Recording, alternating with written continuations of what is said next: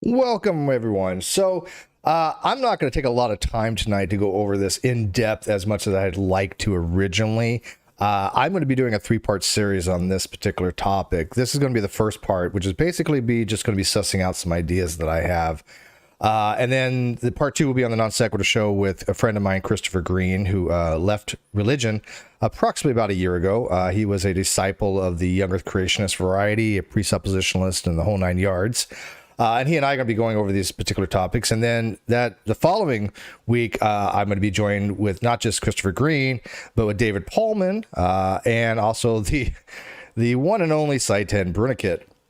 So that's going to be interesting. Now, those two shows are going to be on the NonSequitur Show. They're going to be on Fridays because that's the only day I really have to do the NonSequitur Show. So I'll be doing the NonSequitur Show on the 6th and then the 13th. And then something this week too, probably. But the ones that are going to be part 2 and part 3 of this particular subject will be on the 30th and the 6th. So anyways, let me kind of just dive into this and give you the reasons why I'm doing this. First, let me make it very clear. I'm not trying to bash on any religion. I'm not trying to be one of those edgy new atheist kind of people that want to just dog on religion for the sake of dogging on religion. What it is where I've been in a lot of Facebook groups, and a lot of them, they just don't seem to know how to justify any of their particular beliefs, right? They don't know how to say, look, this is why I believe what I believe, and here's my reasons for it. They just want to say they have no burden of proof and be done with it. But it's childish. And so I've gone on before, explained how to justify atheism, how to justify agnosticism, but I really wanted to think, okay, if someone wanted to justify the proposition Christianity is false to be true, how would they go about doing that without involving a lot of theological references? I'm not a big fan of the Bible, right? I'm not a big fan of the Bible. I'm not interested in what it has to say, who begat whom, the details. I know a lot of people are, a lot of theologians are, a lot of atheists are. Good for them. Props to them. But just something I don't have an interest in. And so I wanted to see if I could kind of come up with 10 different things about why people could justify Christianity being false. And kind of at least make a little bit of argument for without diving into the intricacies of theological content. I've seen these so many discussions on the Bible for the 10 years I've been on YouTube, and it's just nauseating at this point. I just get nothing out of them. I find it to be boring. I love the presenters. Don't get me wrong. I think some of them do very well. I happen to be a fan of my friend Jonathan McLatchy. He's a Christian. He's a older Christian, but he's a really nice guy. Met him in real life. Really enjoy his view on things.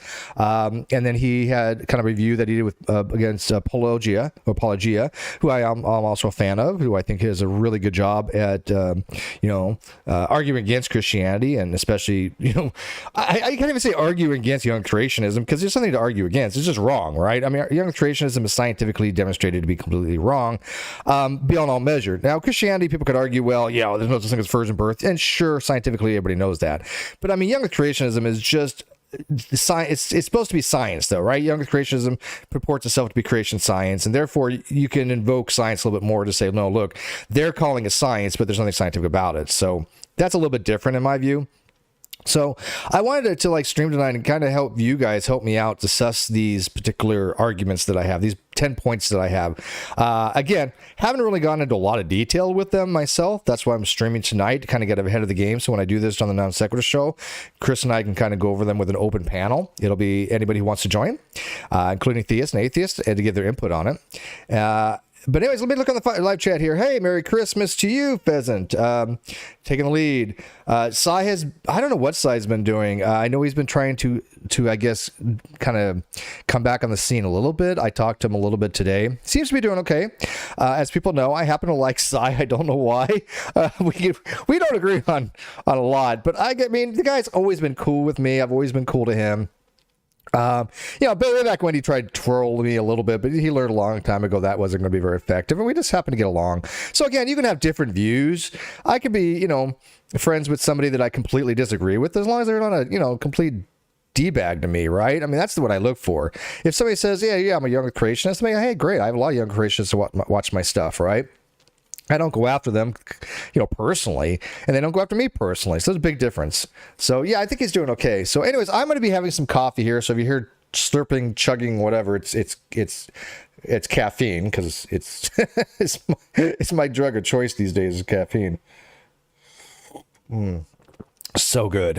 All right, so let's dive into these. And like I said, if you guys can help me along with these things as I kind of go through them, give me your input of what you think, and I'll explain what I mean by them as we go through them. Okay, so the first one I call divine ambivalence. And again, I'm not trying to be like, derivative of anything else. I'm not trying to like paraphrase anything else. Maybe I'm paraphrasing. I'm just kind of taking my own approach, right? So what I mean by divine ambivalence, to me personally, and again, I was just kind of save it for the new year. Let me try to get that a little bit better. So we had to ask, do you think Christianity is false? And, I have to say, I know you guys are going to be the first to hear it because you guys are the 10 viewers watching. I think going into 2023, I'm going to be taking the position that Christianity is false. I think I've come to the conclusion that Christianity is false. That doesn't mean I'm changing my position from atheism, though.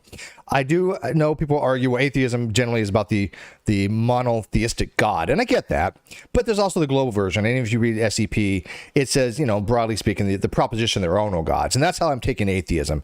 I have not come to the conclusion there's no such being. It's called God, and I do have reasons for that, which I'll get into another show maybe. But as far as the way the Christian God and the Islamic God and the Jewish God, and by the way, I'm Jewish by culture. I'm very proud of my Jewish heritage.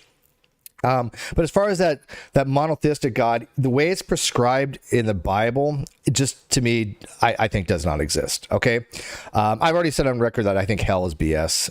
But I'm going to be taking the position that Christianity, the way Christianity is generally interpreted to people and where it was described, it is not true. So there you go. So you're the first to hear that. Congratulations. So divine ambivalence. Let's see what we mean by that. To me, it just doesn't seem like God cares. I mean, if you look back, again, not to get into the word-for-word reading of the Bible, but generally speaking, anybody's looking at the Bible does know that, back then God was more involved with the day-to-day aspects of mankind, right? He would give commandments, he would do this, he would say this. He wasn't afraid to let people know of his existence, right?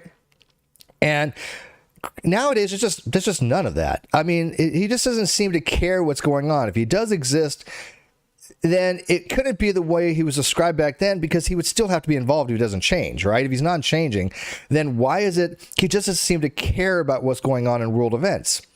I mean, global warming is getting out of hand. This is something that, anybody who knows anything about science cannot deny. I mean, if you're a science denier and you deny global warming, something's wrong with you, right? I mean, you're just not that much higher than a flat earther. But the wars that go on, the constant, skirmishes for people for the beliefs. How many millions and millions of people have died over religious disagreements, right? God doesn't intervene on them. He doesn't get anybody's side. He doesn't go, hey, you know what? You're right. You're wrong. I'm going to favor you, and I'm going to have all these miracles happen to make, you win the war. We don't see any of that, but we see that in the Bible. So to me, personally, if there is a God, and again, I will get into the reasons why I still think it's definitely possible there's some kind of intelligence, and why I don't eliminate that possibility. But the Christian God, who's a divine, theistic, personal God, right? It's a personalized deity. I don't see him giving a damn about anybody anymore. And so, to me, there's ambivalence there. And again, these are all subjective. These are not to prove anything. I'm not trying to prove that the Christian God doesn't exist. These are just reasons to justify. So if somebody says, hey, why do you believe Christianity is false? These, I think, are good reasons why you could argue with somebody why it's false. You're not proving it to them. Again, remember, the claim God does not exist, or the claim the Christian God does not exist, or the claim, any claim, is not the same as the claim I can prove this is the case. Those are vastly different claims. Right. And by the way, Christopher Green will be joining me next episode. I'm glad he's here tonight because I want him to kind of listen in to see, because he knows about these 10 things, but we haven't discussed them yet. So this is a good thing for him to kind of get an idea of what I mean by these things. So when we do interview people starting next year on the NonSequitur Show, we'll go in with the similar mindset. And I had Chris on a Facebook stream the other day, and I was just thoroughly impressed. I gotta admit, it's rare when I am just floored and impressed by somebody who's willing to have such epistemic open-mindedness as Christopher has had. And I cannot stop, being giddy over it. It's refreshing. So next year, Chris and I are going to be doing some shows on the NonSequitur Show, and one of which is going to be on this particular topic with an open panel. And then I've already let him know that I have the wonderful, amazing site, Bruggencate, coming on. What can go wrong there, right?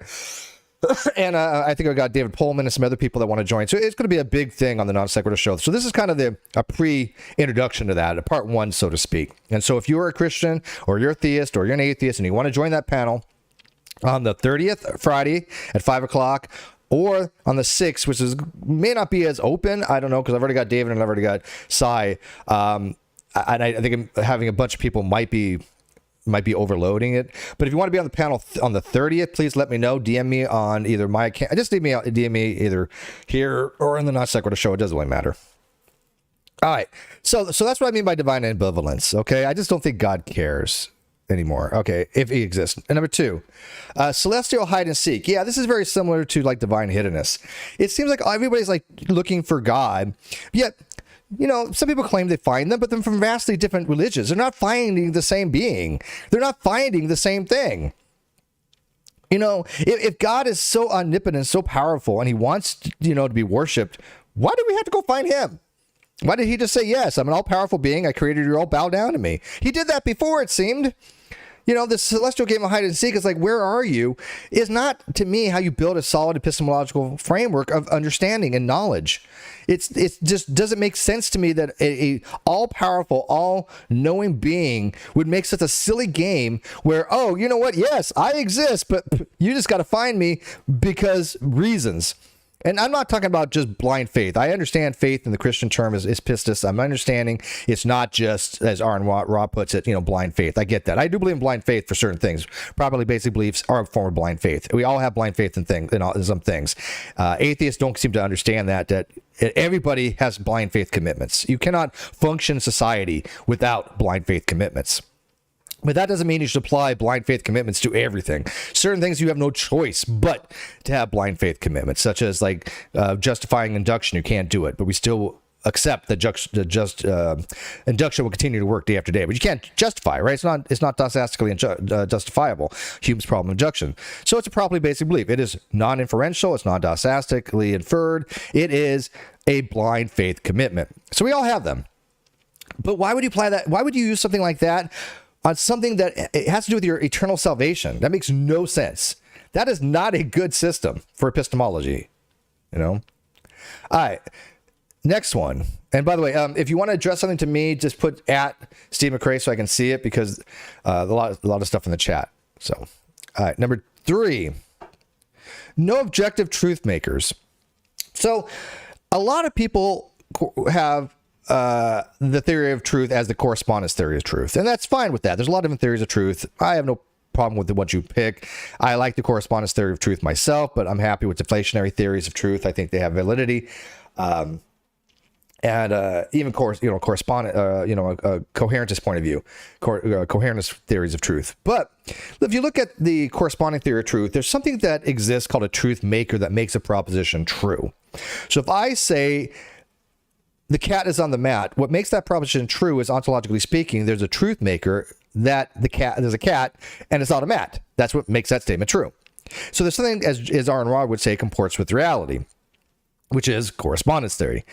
And so if there's an objective fact of the matter to be had, even if it's just observationally, if you and I look at a cat, we see it's on the mat, we both agree the cat's there, it's objectively real, so to speak. You know, one of these days I'll get in a whole show on what is real and what's not real, going into mereological nihilism and local realism. And reality may not be as real as we think it is, but we still exist in it. But when it comes to the objective fact of the matter for correspondence theory, there's a cat that's on the mat, so we say it's true, right? But certain things do not have objective truth makers. Future events, for example, do not have truth makers, right? If I say it will rain tomorrow, there's no truth maker yet because it's a future contingency. Now, there's a whole big philosophy of things about future contingents, but when you talk about something like God, there's nothing objective we can both look at and say there's God. I mean, it's just we're both arguing, one way or another, whether the Christian God exists or not. We're both, have this position, but I can't point to you and say there's nothing there. And you can't point that theists can't point that there is there. There's no objective truth maker there. If it was mathematics, it'd be something objective. If I say, look, again, going back to my 0.99 repeating equals 1, there's an objective fact of the matter to be had there. If it's not an ontological matter, right? But it's a mathematical matter. And by the way, let me know, how's my audio? I've got my compression on and a noise suppression on high. I was testing it and it seemed to be working better because I was getting a little odd sound last time I was streaming. Let me know if the audio quality is better, especially if Anna's Fried is going to watch. But I happen to like neurological nihilism, but we'll get into that another time. But anyways, like I said, there's just no objective truth maker. So that's why for 2,000 years or thousands of years, people have been arguing these things. Why? Because there's no objective truth to be had. You don't have to argue 0.99 equals 1. Why? You can prove it. You can give somebody a mathematical proof and say, hey, look, here's the proof. And by the way, proof and evidence, I cannot use those interchangeably. I don't like using them interchangeably. I think when people say prove it, they're asking for mathematics. If they're asking for proof in a court of law, they mean evidence. And I think that when you use these words interchangeably in a different domain of discourse, there's an equivocation problem, and it's confusing. If you want to have evidence, ask for evidence. If you want to ask for proof, ask for a proof. Big difference, okay? But don't conflate them. And again, it's just easier to have a dialogue when you understand what a person's asking for. Were they asking for a proof or evidence? So these are evidential. These are evidences. When somebody says, "What's the evidence? There is no God or Christian God." These are evidences. They're going to be weak or they can be strong. You're going to evaluate them as you see fit, subjectively. But it's evidence. Evidence is what ported to somebody, who's given to somebody to be evaluated, right? So there's evidence for and against God, clearly. Anybody who says there's no evidence for God or no evidence against God, you probably are not going to have any kind of real discussion with. You're not even going to waste your time. It's just they're not even at a level to even have an agreement or disagreement with. You just don't bother with somebody who's like that because they don't understand what evidence actually is. Now, a lot of them will be like, well, I mean scientific evidence. Well, now you're moving the goalpost, right? And God is outside the purview of science. Science adheres to methodological naturalism. Therefore, you cannot ask somebody for scientific evidence of God. There's non-overlapping magisterium. So you're having a category area, right? And it applies both ways, right? A theist cannot ask an atheist, just give me scientific evidence. There's no God. It's the same nonsense. And this is why I don't really like a lot of theists or a lot of atheists when they play these games. I think both atheists and theists take things way too far as far as like their extremist positions. That's why I'm agnostic. I'm still agnostic. Awesome. Good audio. Great. Thank you. But you have these atheists and theists, just fruit on the ground, playing very silly games, right? And you ask them, okay, how do you justify your position? And they can't. So here are some reasons to justify a position. It doesn't prove anything, but they're at least justifications.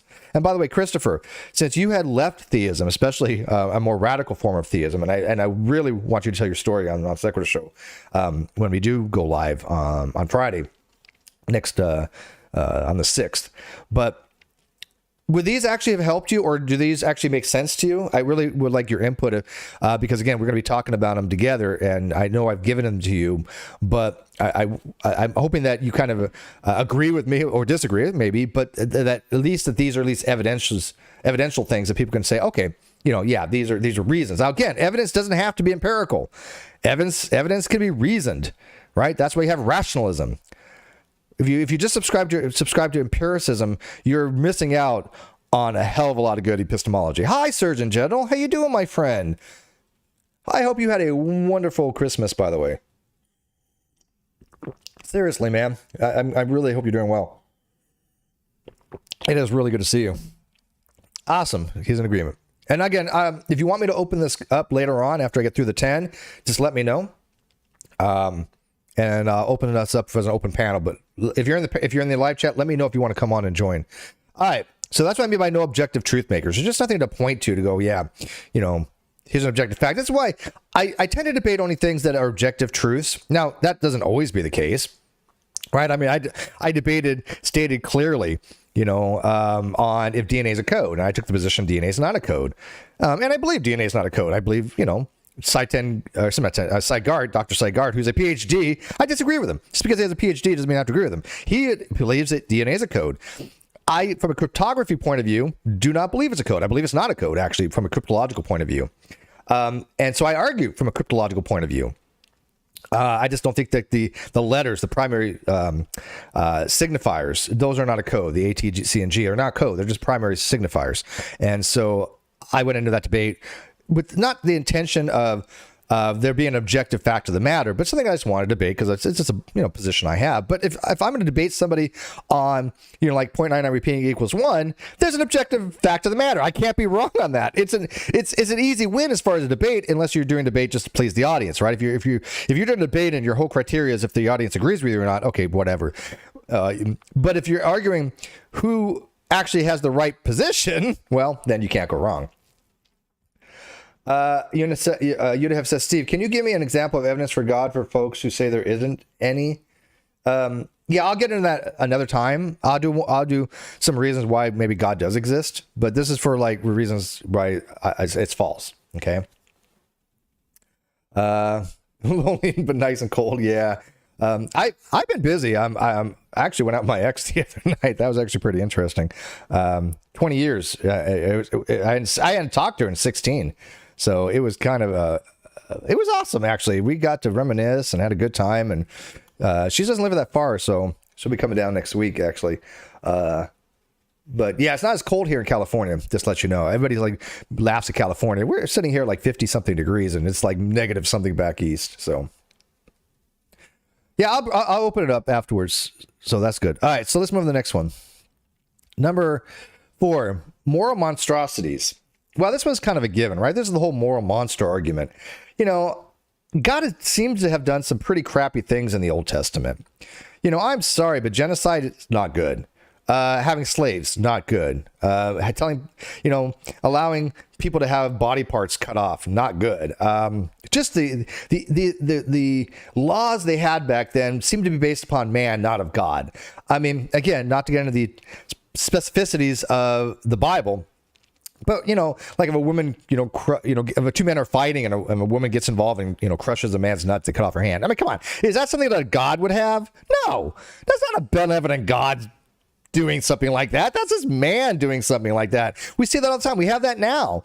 We have people that have certain religious beliefs that if you steal, you cut off your hands. I think that's egregious.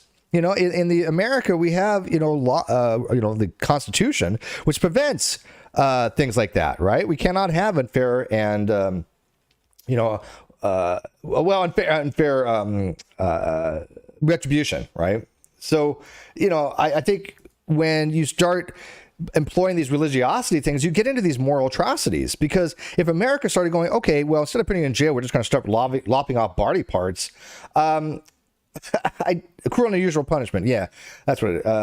If you just start lopping off body parts, people are like, "What the hell? That's not Christian." Well, it was at one time. Well, it wasn't Christian, but it was Old Testament predecessor to Christianity, right? So, I mean, I don't think that the Old Testament deity, the Yahweh, so to speak, really was something of a moral figure to really look to as far as morality. I will do some videos in the future on morality and objective morality. I do subscribe to objective morality, believe it or not. But I do from what's called a hypothetical category, not a categorical imperative, but a hypothetical imperative. But I couldn't imagine if that God was giving commandments today saying, hey, look, if you steal, we're going to cut off your hand. If you grope somebody, if you get involved in 2 men fighting and you crush their nuts, we're going to cut off your hand. Why? Because we've learned these are immoral things. Society learns about morality. I do think that objective morality exists. Doesn't mean all of it is. There's clearly some subjective morality and there's cultural moral relativeness. But for the most part, there is at least one or more things that are objectively morally wrong. I do believe this. So if God exists and he was allowing these things to happen or even mandating by some kind of decree they were happening, yeah, that's not a moral being that I want to, really want to believe that exists, right? Now, the New Testament version is a little bit, a little nicer. And so, you say, well, you can't use the moral monster argument from the New Testament because Christ came along and it's all love your neighbor, treat your other cheek. But where'd that come from originally? You can't just forget about the entire history behind that, right? So like I said, I just don't think that the Old Testament God is a very moral being, as described by theists. Christopher, you're a more anti-realist, really? Are you Are you a moral non-cognitivist? Or just a moral subjectivist? Next one. Number 5, the self-soul is chemically dependent. And what I mean by this is we know from science that a lot of our emotions are caused by chemicals, right? We know that, serotonin, dopamine, and other hormones regulate how we feel. And so if we don't have these chemicals and how we feels, and if we do have a soul, how do we have any kind of emotional states? What is it going to be have some kind of soul where we live on in heaven? But how do we have our brain states? What is it that we're going to be thinking of? Are we going to be remembering our life? Well, how much of you died when you were a baby? I don't think any theist has really sat down and ever, put out there, okay, well, this is what are you going to be, your as you were before you even went to Earth, and why bother going to Earth if you had some kind of pre-existence? I mean, I still don't know what it'd be like to live eternally, even in heaven, because it doesn't make sense to me, because you're not you. You are you because, because of chemicals and because of nature and nurture and genetics and the physical things about your brain. If there's physical things about your brain that change, accidents, and some injury to the brain, you fundamentally change. Your mindset change. You might start thinking things you never thought before. You might believe in things you not believe before. You may have cravings you never craved before, And so what makes you is unfortunately very chemically dependent. So if you had somehow were in heaven and you didn't have any of the biological things that made you, like the genetics, the brain, the physical structure, or the chemical structures that, or the chemicals that affect your structures, then what is you? What is self at that point? So I think that's a really profound part of this as well. That was one of the most, when I was going through this and I was making these 10 things up, that when I really sat and thought about it, I'm like, what makes you? Because, if you just change your chemical levels, your hormones, yeah, you can feel a lot differently toward people, I mean, so I don't know, man. Especially, for example, like God is supposed to be agape love, right? And so if love is some kind of like, some kind of agape or like this, I don't know, transcendent thing, then why do we have oxytocin? Why is that? Why is that something that has to exist for us to love somebody? What makes us love somebody? I mean, think about it. We all like to have the feeling of intimacy. We like to be held, cuddled. I'm a cuddler. And too much information, I'm sure. But I mean, what is that stimulation that we feel? It's because it releases oxytocin. If it wasn't for that, we probably couldn't give a damn, right? But that love hormone is a biological thing that exists because it helps people mate to procreate the species. And this all falls into evolutionary biology, which has been well established, right? I'm not saying evolutionary biology disproves, Christianity, but it certainly is parsimonious. So, all right. So let's move on from there. The existence of evil. Well, this is always a good one, right? This is always a good one.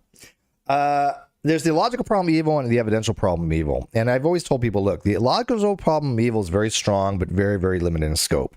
That's not going to be a real problem to most theists. In fact, Alvin Plantinga pretty much does have a pretty solid theodicy for logical problem evil. And it's just for a very specific omni being that theists no longer even posit. So it's nothing catastrophic to the Christian God. But the evidential problem evil, while not as foolproof, and by the way, because the logical problem evil, just remember, all that really says is that giving the set of conditions, the omnibenevolence, the omnipotence, the omniscience of God, the presence of evil is incongruent with those. So those logical premises cannot all be true at once. So it's called an inconsistent logical system, because all those things cannot be true at the same time.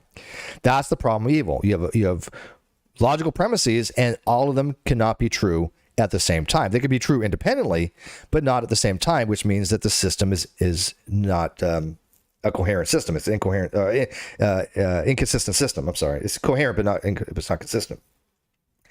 And so the evidential problem evil just basically argues, why is there any evil in the first place? And why is there so much? And why is there this exact amount?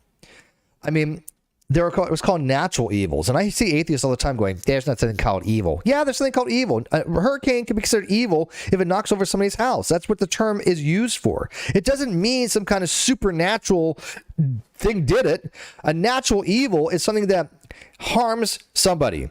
That's what we call a natural evil, or gratuitous evil, you want to be called. You want to call it. That exists. Natural evils exist. No question about it. But it's not some kind of supernatural evil. That's why they call it a natural evil, right? So when people talk about natural evils, they're talking about things that harm people. So you have to ask, why did God allow this natural evil to occur? What was the reason for it?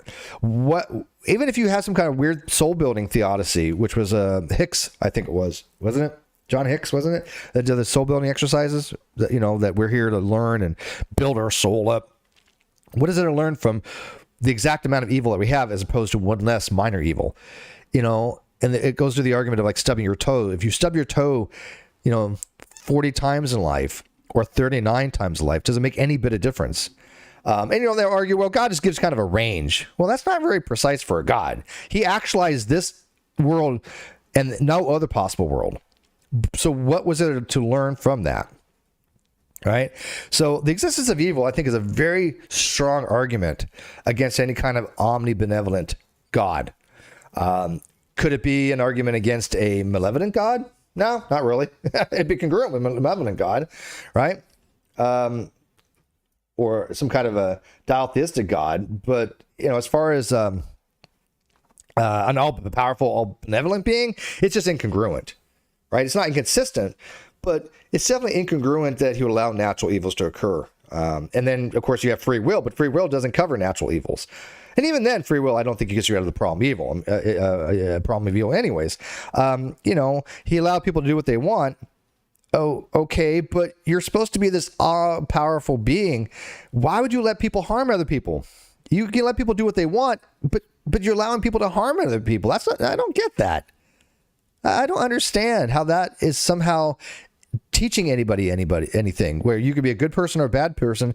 Sure, if you want to be a bad person and it doesn't harm anybody, you want to think evil thoughts, you want to do anything that doesn't harm somebody, knock yourself out.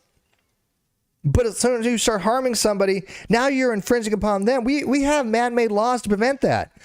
Man recognizes that as bad. So if man recognizes that that's bad, why wouldn't an omnibenevolent, all-knowing being recognize that? So, anyways, that's the existence of evil. I'm going to blow this up a little bit. There we go. Biblical inconsistencies and errors. Again, I didn't want to get into the whole details of the Bible, and I'm not going to, because I don't care Mark, Matthew, Luke, John. I just don't care. But I think it's pretty well established to most people that the Bible is not infallible. It's not inerrant. There are scribal errors. There are date errors. At one point in the Bible, it says a king was at 42 years of age. The other one says it's 24. It's not just different accounts of the resurrection. The Gospels, all have different accountings, which is fine. We expect them to have different accountings. I mean, that's to be expected. There were people writing this. I mean, again, it was after the fact anyways. But, when you have things like, any kind of error and something that's supposed to be perfect, then I'm sorry, why would a God have a flawed system like that? Whenever you use language, written form, there's going to be errors introduced. When you have anything dealing with people, you're going to introduce errors. There are so many different variations of the Bible, it's ridiculous. And connotations mean something. One passage in the Bible may have a different slight connotation than another Bible. I ran into this the other day a little bit when I was on Milwaukee Atheist, and we're reading the On the Origin of the World in the Nag Hammurabi Library, which is kind of relative to the Pista Sophia in the Gnostic doctrine. And they were reading from one version, I was reading from another version, and they weren't the same. And there was minor little connotations that are different. And so, we would, people can say, well, that's to be expected in the Bible. But yeah, we were talking about salvational issues here. If God had a perfect message, the way he delivered it doesn't make any sense. Doesn't make any sense, especially when you start getting into the whole virgin birth. You get into the crucifixion. I don't understand how God would make a system where he says, okay, I'm going to put you in the world. It's going to fall. By the way, Adam and Eve, clearly that has been, disproven by science, but that's another story. But Adam and Eve, I think most people that even the diehard Christians, the older creationists, recognize Adam and Eve were not two literal people in Eden. So I think that's already been well established. But if he has this plan of, I want people to be saved. Well, why did he put us down in the first place? But why would it be such that I'm going to impregnate some teenage girl and then, hope people believe that's true, and then put him on a cross, nail him to the cross, and then hope that people believe that's true? There's nothing rational about that particular plan. I mean, if you were going to devise a plan where you wanted to be people saved, would that be the first choice you went to? Why was it some metaphysical necessity that he had to do it that way? Was he doing it because there has to be some kind of necessity? In that case, he's not all powerful and he's beholden to something else. No, he chose to do it that way. And why? Why did he chose to do it that way? It just seems very difficult to apprehend the mindset of an all-powerful being doing something like that. So,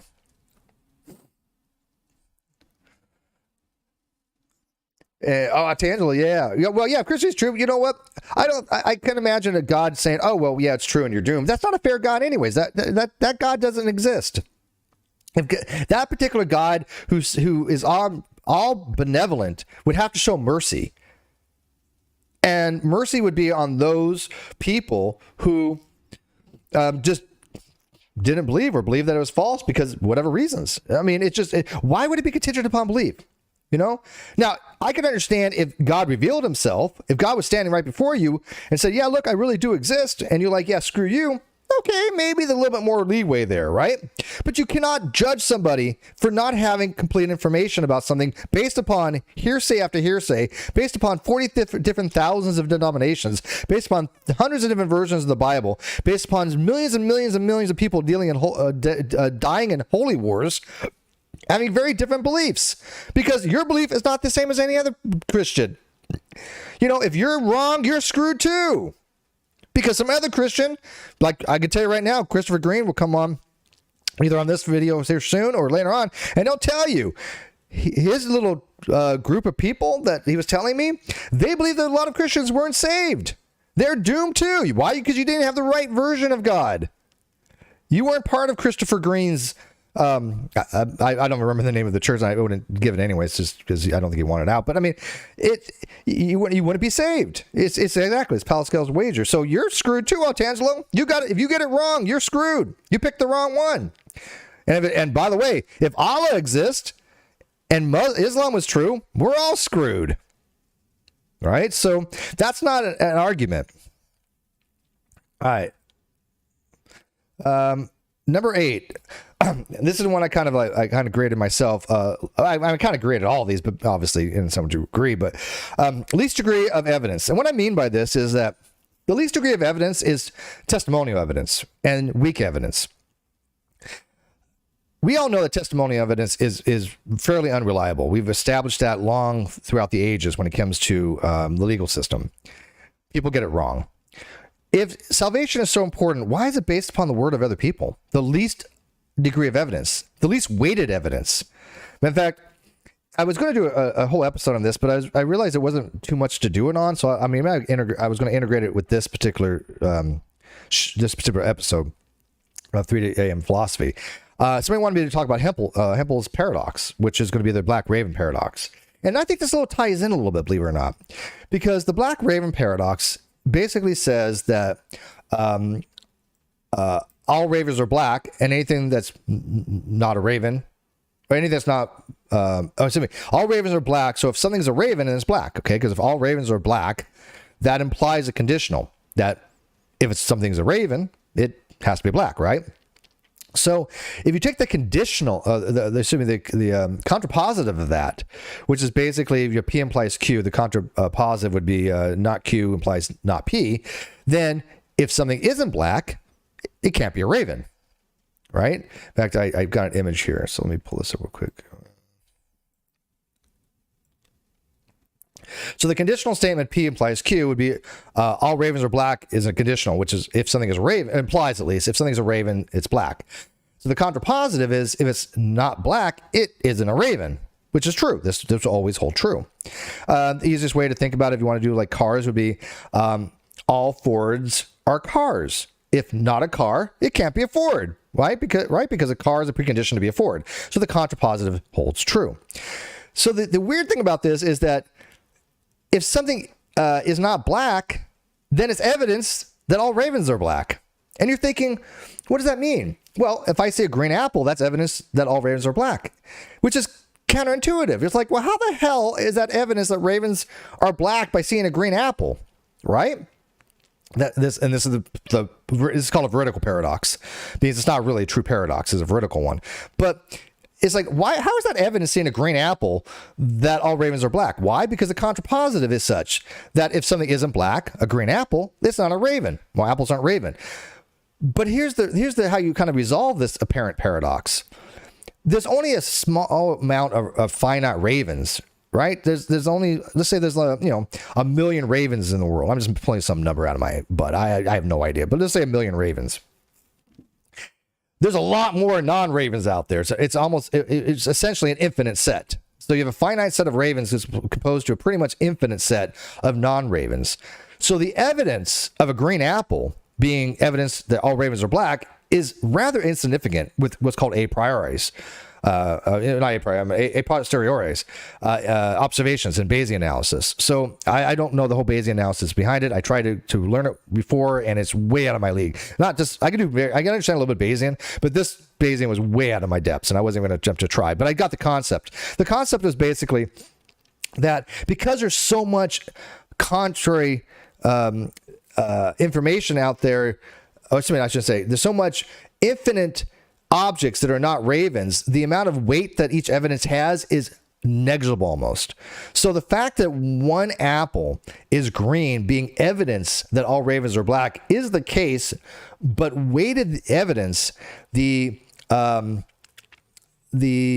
of evidence it should give to be the case that all ravens are black is almost insignificant.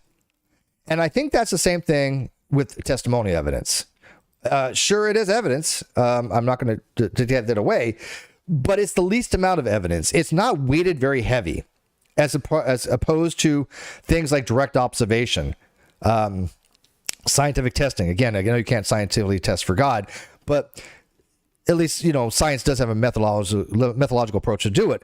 But the testimony from 2,000 years ago from people that didn't understand anything that we understand now, I mean, way more advanced than we were 2,000 years ago, that's not very strong weighted evidence, right? So it's the least amount of evidence that God could use in order to make a point. There could have been many other things he did to try to convince people that he exists without actually having to directly reveal himself, which again goes back to the celestial hide and seek, right? But he had to rely on biblical writings from 2,000 years that were just edited and changed and modified. We don't even know who, some of the attributions we don't even know. Peter, I think Peter's 2, I think, some of them don't even know what the attributions are. So Genesis could have been written by 5 or 6 different people. Again, I'm not going to dive into the biblical stuff because I can't stand the Bible, and I don't have any Bible person on here to talk about it, and it's not one of the things I'm interested in. But safe to say that I think it's ubiquitously known that the Bible has multiple writers, like 60, 80 writers, something like that, all having their different viewpoints, and that there's attestations issues, right? We don't even know who wrote what. So, all right. So that's why I think that the least degree of evidence is kind of a strong indicator that Christianity is false. And again, I think Hempel's paradox is a very good kind of analogy for that, because even though, yes, it's evidence that a green apple is evidence that all ravens are black, it's not very strong evidence. It's weak evidence, very weak evidence, because you got infinite things that are not black. But yes, all non-black things are evidence that ravens are black. Why? Because of the contrapositive logic. It makes sense. You ever asked me about doing a show on Hempel's paradox? Hope that answers your question. I think it was Annis Frida, if I'm not mistaken, but probably asleep right now. All right. So moving on. All right, number 9, fantastic stories. This one is one I've argued before, that, nobody's actually gone out and objectively discovered any properties of God, right? It's always been told to us through hand-me-down stories, through oral traditions and written traditions. And a lot of it sounds very fantastic. When we hear a story about these mythological beings like Zeus and Thor and things of that nature, they're very similar to superheroes that we have in the comic books.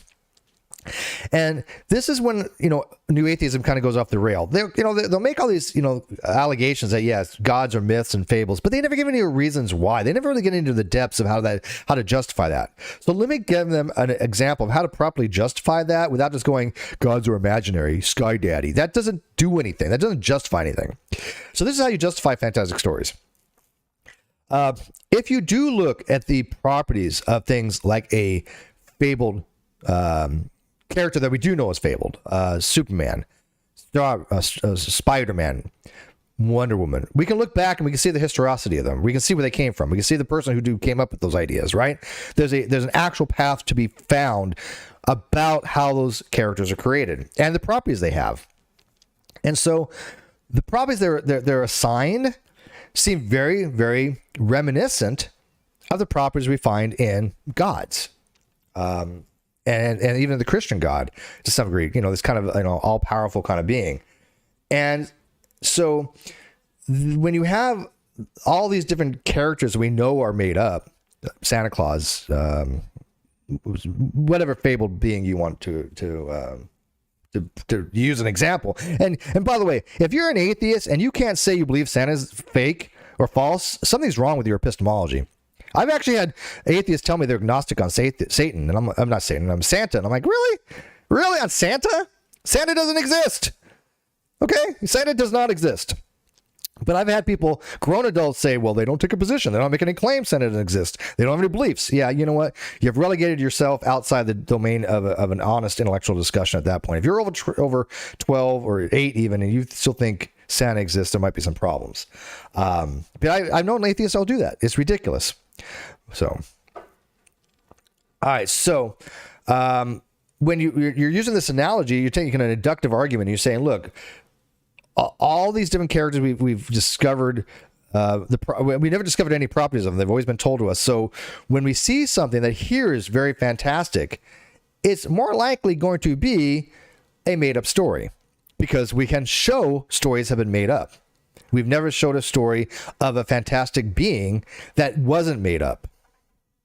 So it's an inductive argument. And we know man has the propensity to do this. We know man has the ability to do this. Again, this is a posteriori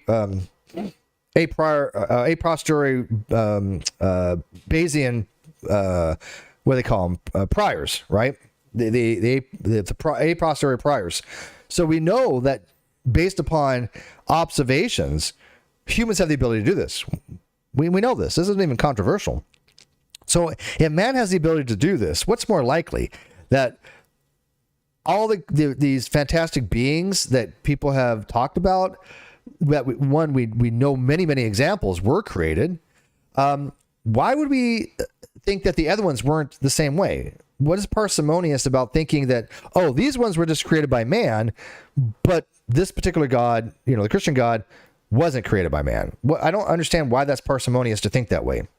Because if we already know that man has the ability to do this, wouldn't the parsimonious thing say, well, this particular being was fabricated too? Man just making stuff up? Now, again, I want to remind people, I am still agnostic, okay? I believe that these gods are false, but I mean, as far as like there being some kind of intelligence behind anything, I cannot rule that out. And I just can't evaluate that yet. There's just so much more detailed on, intelligence. But if that intelligence exists, I just believe very strongly, it is not like anybody's ever talked about. It is not like we have been, cultivated to believe over years and years of religious stuff, because there's just so many different denominations. One, they obviously can't all be right. And two, man gets stuff wrong. We've learned time and time again that we get things wrong. And then we learn. Science gets things wrong, and then it gets better and gets more precise, and then we learn, oh, this is the actual case for this, and then there's other things we get wrong, and we try to fix that. Even in science, even some of the more fundamental things we start to question every so often, like even relativity. Why does that play well with quantum? We know quantum's true, we know relativity's true. They're both true, but they have issues with each other. So how does that work? It's a mystery, But you don't scrap both of them just because they don't play well with each other. It's just something we don't understand yet. Science realizes there's certain things we don't understand, and it tries to figure them out. It doesn't have the God of the gaps where you say, we can't figure it out, ergo God, because that literally is what God of the gaps is. It's gaps in scientific knowledge, right? So that to me is how you would address fantastic stories about how gods seem mythological in nature because their stories are very, very consistently said to have the same properties as these comic book heroes. And again, that's a little more advanced way to justify rather than just going, oh, gods are gods are made up. Okay, why? Right? I mean, you can make a statement. That's not a justification for your statement, right? There's no warrant for that. So, all right. And last but not least, number 10, scientific literacy. And this last one leads into this one. I think the scientific literacy is important. I think there are scientific facts. I'm not a scientific realist per se. I tend to do more instrumentalism, but I don't certainly have anything against scientific realism. But, the world is really weird. The universe is weird. And what's the weirdest thing is as we learn more, the weirder it gets.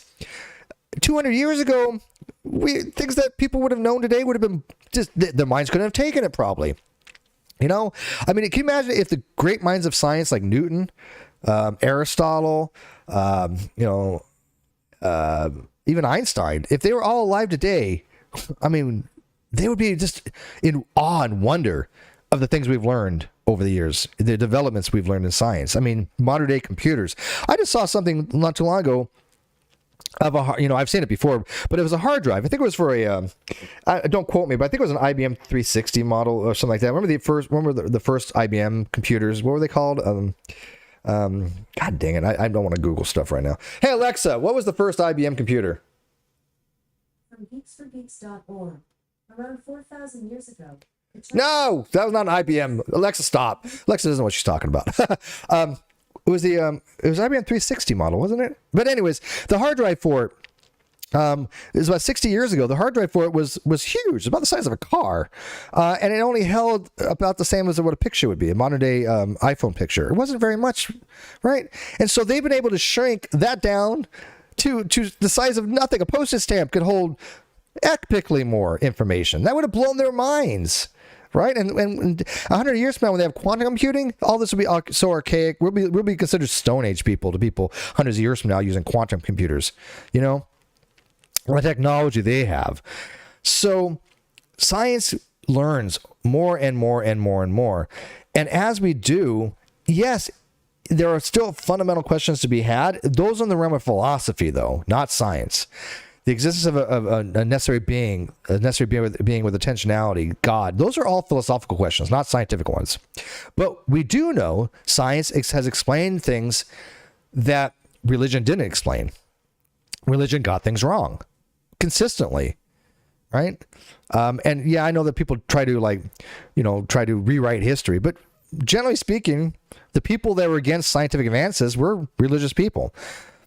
They didn't want to believe that the earth revolved around the sun. They wanted to believe that the sun was the center of the universe, or the earth was the center of the universe. There's still people that argue geocentrism. I've had them on my show.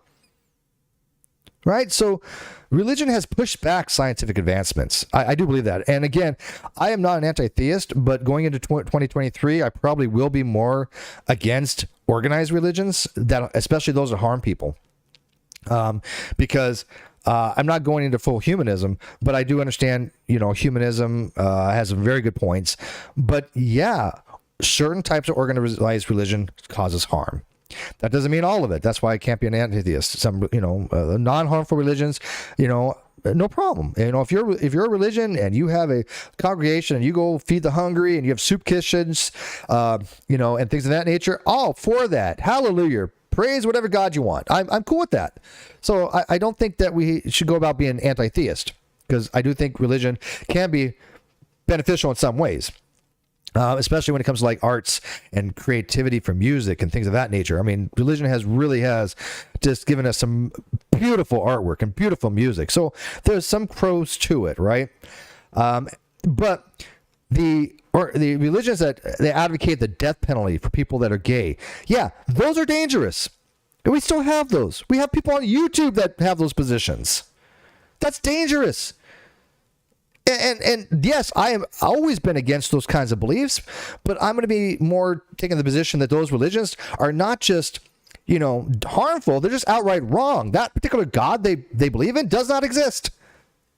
If that particular God allows for that, they're not worship. Either they got something fundamentally wrong about their deity, which the deity hasn't fixed, or that deity does not exist. There's really no other options, I don't think. Any kind of real options worth entertaining. So Momo Jack says, I like the discussion about agnostic atheism. I think you did do really well when you have moderator or co-host there to keep you on subject and clarify position. I agree. I think you benefit a lot from having someone you give you pushback and or steel man position. I agree with that as well. Matter of fact, that's why next show on the NonSequitur Show, Momo Jack, I'm having Christopher Green on, and I'm going to have an open panel, and then the next one I have not just Christopher Green, but I've got David Pullman on, who is a theist who I respect the hell out of. That dude is just amazing. Super smart. And I'm going to have Saita and Bruggencate on. So, yeah, when I do the Non-Sequitur Show, I do try to have somebody else on, because I like that as well. I like, one, they keep you on target, and they give you pushback, right? This channel is just me, right? But on the Non-Sequitur Show, I do try to get other people in. I have been, getting guest booked and coming up with ideas, because it is 2023. I'm back to regular hours. I'm not working these long freaking days. So, yeah, we all know how it's like, working Christmas season, right? You put in a lot of hours. And I was going on my day off quite frequently. One day off a week kind of stuff. So, but yeah, I agree with you, Mo Jack, and I appreciate that. All right. Hi, William Freeman. Hope you're taking this on board. But anyways, let me, do you guys want me? I think Christopher wanted to come in. So I'm going to open this up just for a little while if you guys want. I'm going to put a StreamYards link out there. Let me know, guys, what you think. Again, we're going to be going over this on the Non-Sequitur Show again, but more of an open panel and more with Christopher's opinion on these things, and just getting a bigger audience kind of stuff. This is me kind of to go through these things initially to see how they kind of sound to people, if you guys agree or disagree, what you guys think about it. So let me put this in the live chat. I'm going to pin it.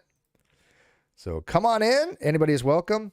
I even say, Tangelo, if he behaves, but I don't, here's the thing. I really couldn't give a shit right now about, fallacious argumentation or, quotes from the Bible or who begat who, or I'm not interested in any of that. Sure, it could be used as evidence. I really hate the thing, well, the Bible's not the evidence, the Bible's the claim. No, it's not. The Bible's not the claim. The Bible's the evidence for the claim. The claim is there's a God. That's been the great debate community question. Does God exist? Or some God, right? It's some God. It doesn't matter which God it is. Some intelligence. And again, I go by some kind of necessary being with intentionality.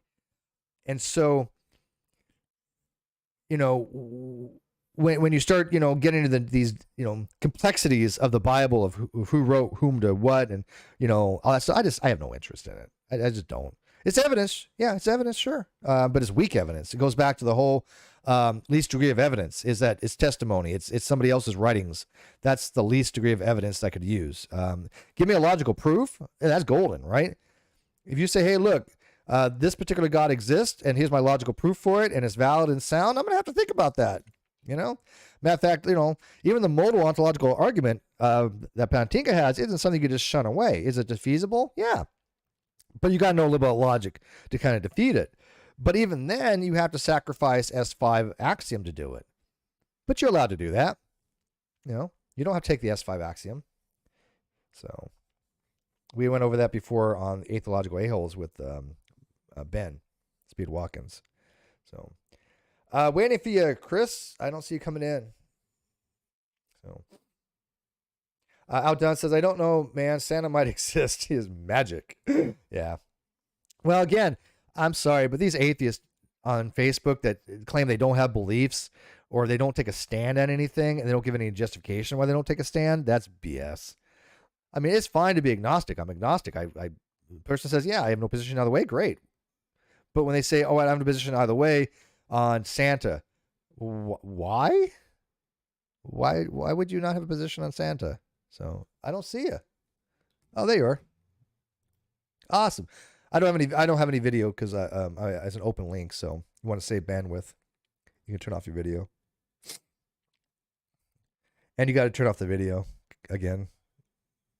Yeah, we had that problem last time. Remember? He joined last time and somehow I don't know what you did to get the StreamYards working. Remember, you had to do something or other. Yeah, I can hear you. Yeah. All right, so we're good. We're good. So what do you think of the 10 things so far? I mean, what's your overall view on them?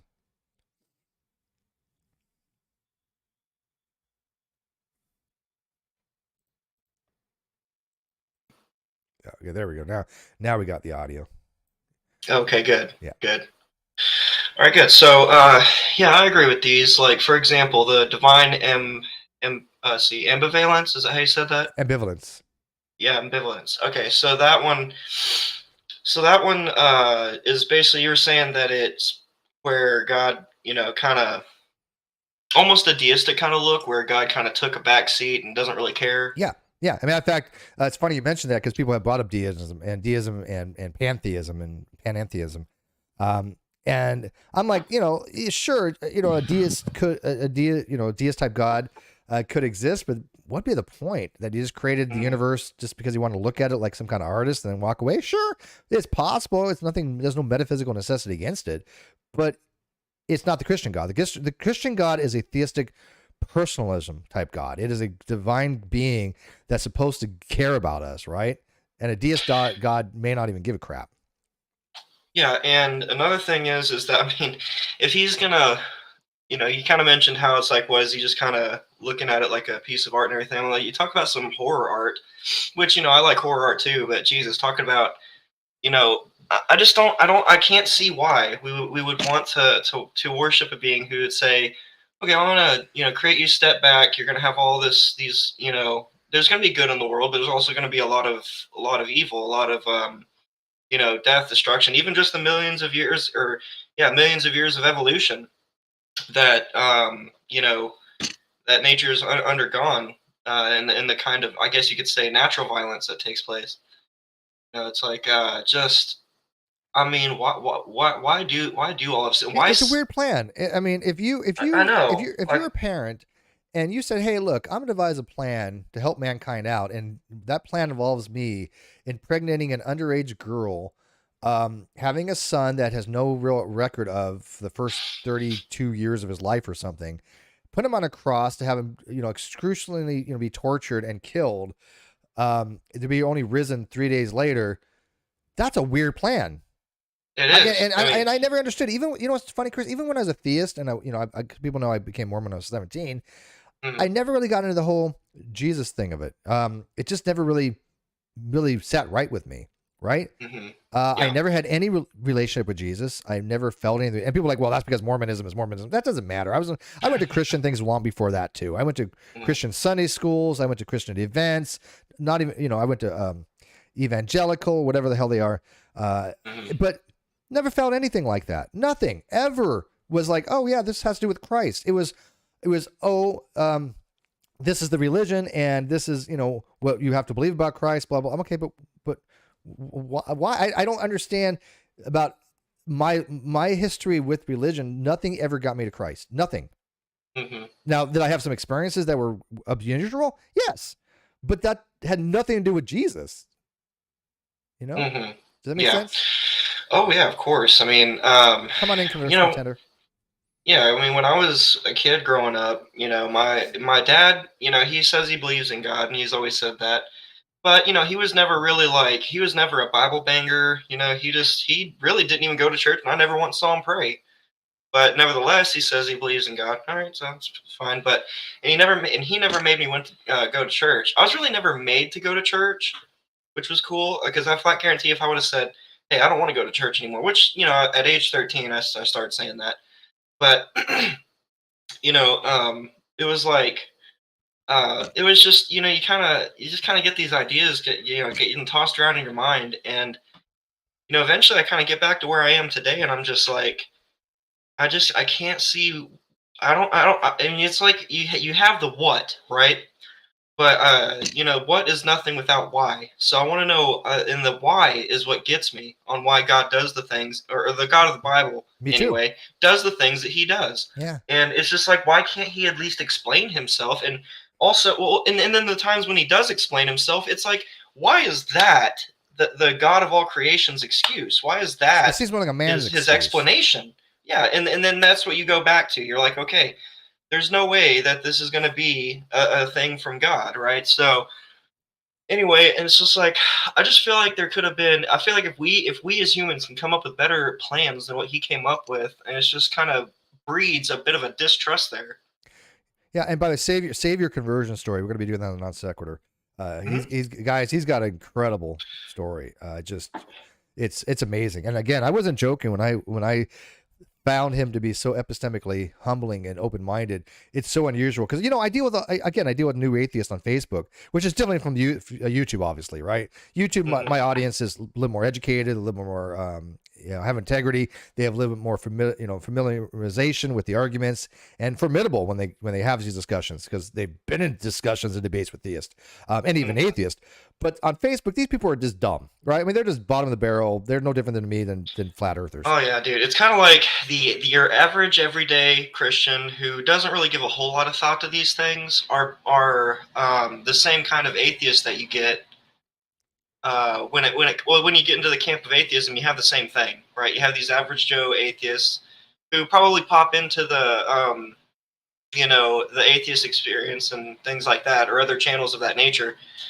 And then I've noticed, and this is what really started to get to me, because like I was right there. I was a new atheist at one point, and then again, you know, as time goes by, you kind of look at these different things, and you just see the same level. You know, That's why they're I not. tag you on these things. I tag you because I know you're going to kick out of it. Because I literally, guys, Yeah. I had a guy in a Facebook group the other day tell me you need to watch what's called the atheist experience. You can learn something. I'm like, oh, shut up. I tagged you. You see that? I'm sorry, that's just laughable, dude. It's like, I'm like, really? I'm like, first of all, have you met me? In fact, I have had how many people I know be on the Non-Sequitur Show because of my show? They've had a few co-hosts that came from my show. So yeah, I'm really familiar with the atheist experience. So I was never invited to be on, whatever. And I wouldn't, obviously. Maybe 10 years ago I would have, but I mean, there's no way I would now because I don't support them anyway. oh no, dude, there ain't no way. Is just they're just shit. And also their attitudes that they breed towards Christians is just Hostile. atrocious. Yeah. And I'm so glad that I was able to pull myself out of that too, because like there's, you know, for example, you know, I still like Hitchens. Well, Hitchens again, was great. Hitchens was a great rhetorician. People know I can't do R words. However, rhetorician. He was good at rhetoric. Yeah, definitely. And I mean, even you know, as an atheist, yeah, there's a lot of rhetoric I can look at of his and identify with. But it's like, you know, okay, so, but even still, he's had just such a hostile attitude, and that's one of the things I don't like about him. Like, or you know, yeah, so I don't like about his writings per se. Yeah, probably wouldn't have convinced you back then if you would have got some angry atheists sending memes your way. Yeah, and it's just like, you know, like for example, I heard him talking to Todd Friel on I forget the name of Todd Friel's show, but he's a Calvinist fundy, or Reformed as he likes to call himself. And he was talking to him, at least it sounded just like Todd's voice anyway, because this was an audio clip. And he was saying, well, Chris, I'm not your enemy, and I'm not your enemy. And Chris says, well, that just tells me that, or Christopher, I'm sorry. He really wanted to be called Christopher, my bad. But he's like, well, it just tells me you don't know an enemy when you see one, you know? And it's just like, I'm like, Christopher, are you trying to say that all Christians are your enemies? And why would you want to do that?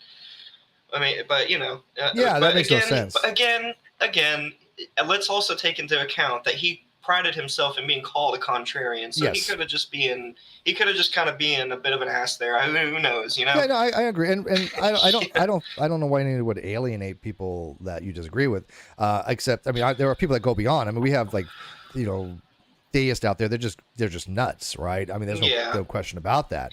I mean, you're not going to get through to those people. You know, people change your view because, you know, you had reasons to. You looked into things and you go, this isn't making much sense. Let me look in the science. And by the way, I did adjust some audio levels for the people coming in. If the outside is better, let me know. I know Anasfried is going to note the audio levels. So does this sound a little more even now? Because I think my audio level is a little too high for the speaker before. Converse Contender, waiting for you. Come on in. He's a theist. Okay, cool. So, yeah. So, I mean, you know, I don't want to go too long. I don't know how long it's take for him to come in, but anybody else come in, the link is in the description there, or the live chat there. But yeah, these angry Facebook atheists. I mean, I just blows my mind that they make. I had a guy the other day was like, "You're just a Christian, you know, in disguise." I'm like, "Oh my God, really?" Another one. Oh, you said you're an atheist. I'm like, "Where the hell did I say I was an atheist?" Now that's one thing I don't get, dude. Like I can't comprehend why anyone would say, "Oh, you're just a theist in hiding." No, what? Like, because they're liars. I mean, I hate dishonest people, and I'm sorry, but those atheists that are out there going, "Steve's a Christian," you're lying. Steve's an atheist. You're lying. I know how. It's like I don't know, but they don't care about the truth, right? We have theists that lie for Jesus. That's a fact, and we have atheists who lie for atheism that they don't even understand. It's so bizarre that when I serious dude, when I have an atheist go, "Well, what is there to know about atheism?" Go read a book. Mm-hmm. Go read a freaking book, and I don't mean like Dawkins. I mean read an actual philosophy book on atheism, like Oppie or something. Geez, you know? Yeah, definitely. Arguing About Gods is a great book. I can't read the whole thing because I get excerpts and I got to like go to another source to find page missing. But that's a fascinating book, man. Yeah, and I mean, and especially his book, I will say the biggest book that influenced my positive atheism today would be his book, Naturalism and Religion. I don't know. Once I read through that, and he has an argument in here. He said the strongest argument for naturalism that he can come up with. Now, he discusses the shortcomings of that argument, and he realizes the shortcomings. Like, for example, kind of a symmetry problem, right? So, you know, there's certain parts of it that, you know, I guess theists can just kind of restructure it and then say that's a really strong thing for Christianity, or I mean not Christianity but theism, and also let's see, what is it? So it's also basically saying like where, you know, you're more inclined to agree with his argument if you already basically agree with him anyway, right? So there's a little bit of bias there. Well, same thing with Plantinga's arguments. Same thing with Swinburne's arguments. They're all designed a little bit to be confirmationally biased. Right, and so to me, of course, it's going to be so. Of course, to me, the argument's convincing, and I think it's at least a justificatory argument for my disbelief in God. You know, and that's at the very least. And that's all matters, though. I mean, if it's just, exactly. if you're, I mean, it doesn't have to be a foolproof. I will get to Converse here in a second. It doesn't have to be a foolproof argument against God. It just has to be, is it justifiable? Is it a good reason? And naturalism, by the way, is parsimonious, right? Now, is naturalism has some issues with it? Yeah, it's like issues with everything in philosophy. But when you start dealing with what's called theoretical virtues that Oppie talks about, when you have things that have to want to be simplistic, simplicity. There's parsimony. There's congruence and consilience, and all these other things are theoretical virtues. Yeah. And all of a sudden you throw in this weird out of the box. Oh well, Christ was killed and he was sacrificed. Well, that's not really parsimonious with things we know about nature, and so. There are some arguments for naturalism, but are they foolproof? No, but they are parsimonious. But anyways, Converse, my friend, how you been? Hey, Steve, how are you? It's been a day. Oh, man, yeah, it's been a little while, right? Yeah, so I think you've been listening from the beginning. No, I haven't. Okay. Well, I mean, I started about, 10 minutes ago. Is that how long have you been going? No, we've been. You missed the beginning. You have to rewatch. Okay. And matter of fact, I'd love to have you come on. Open panel. There's going to be 2 more streams on this, and they're going to be on NonSequitur. One's going to be on the 30th, and the other one's going to be on the 6th. The one on the 6th, I'm going to have Christopher, David Pullman, and Sajan Bruggencate. And the 30th is going to be Christopher, myself, and then open panel. So I'd like it for the open panel, but if you really want to talk to Cy, that's fine too. But Cy Bruggencate? yeah. Yeah. Putikit. I don't know. He always pronounces it weird. But yeah, he's like, yeah, I'm down for that. We had to work on a date because I guess he's been booked solid now. But I'm like, okay. Yeah. But yeah, that's gonna be fun because Christopher, you want to give a little hint about why that's cool?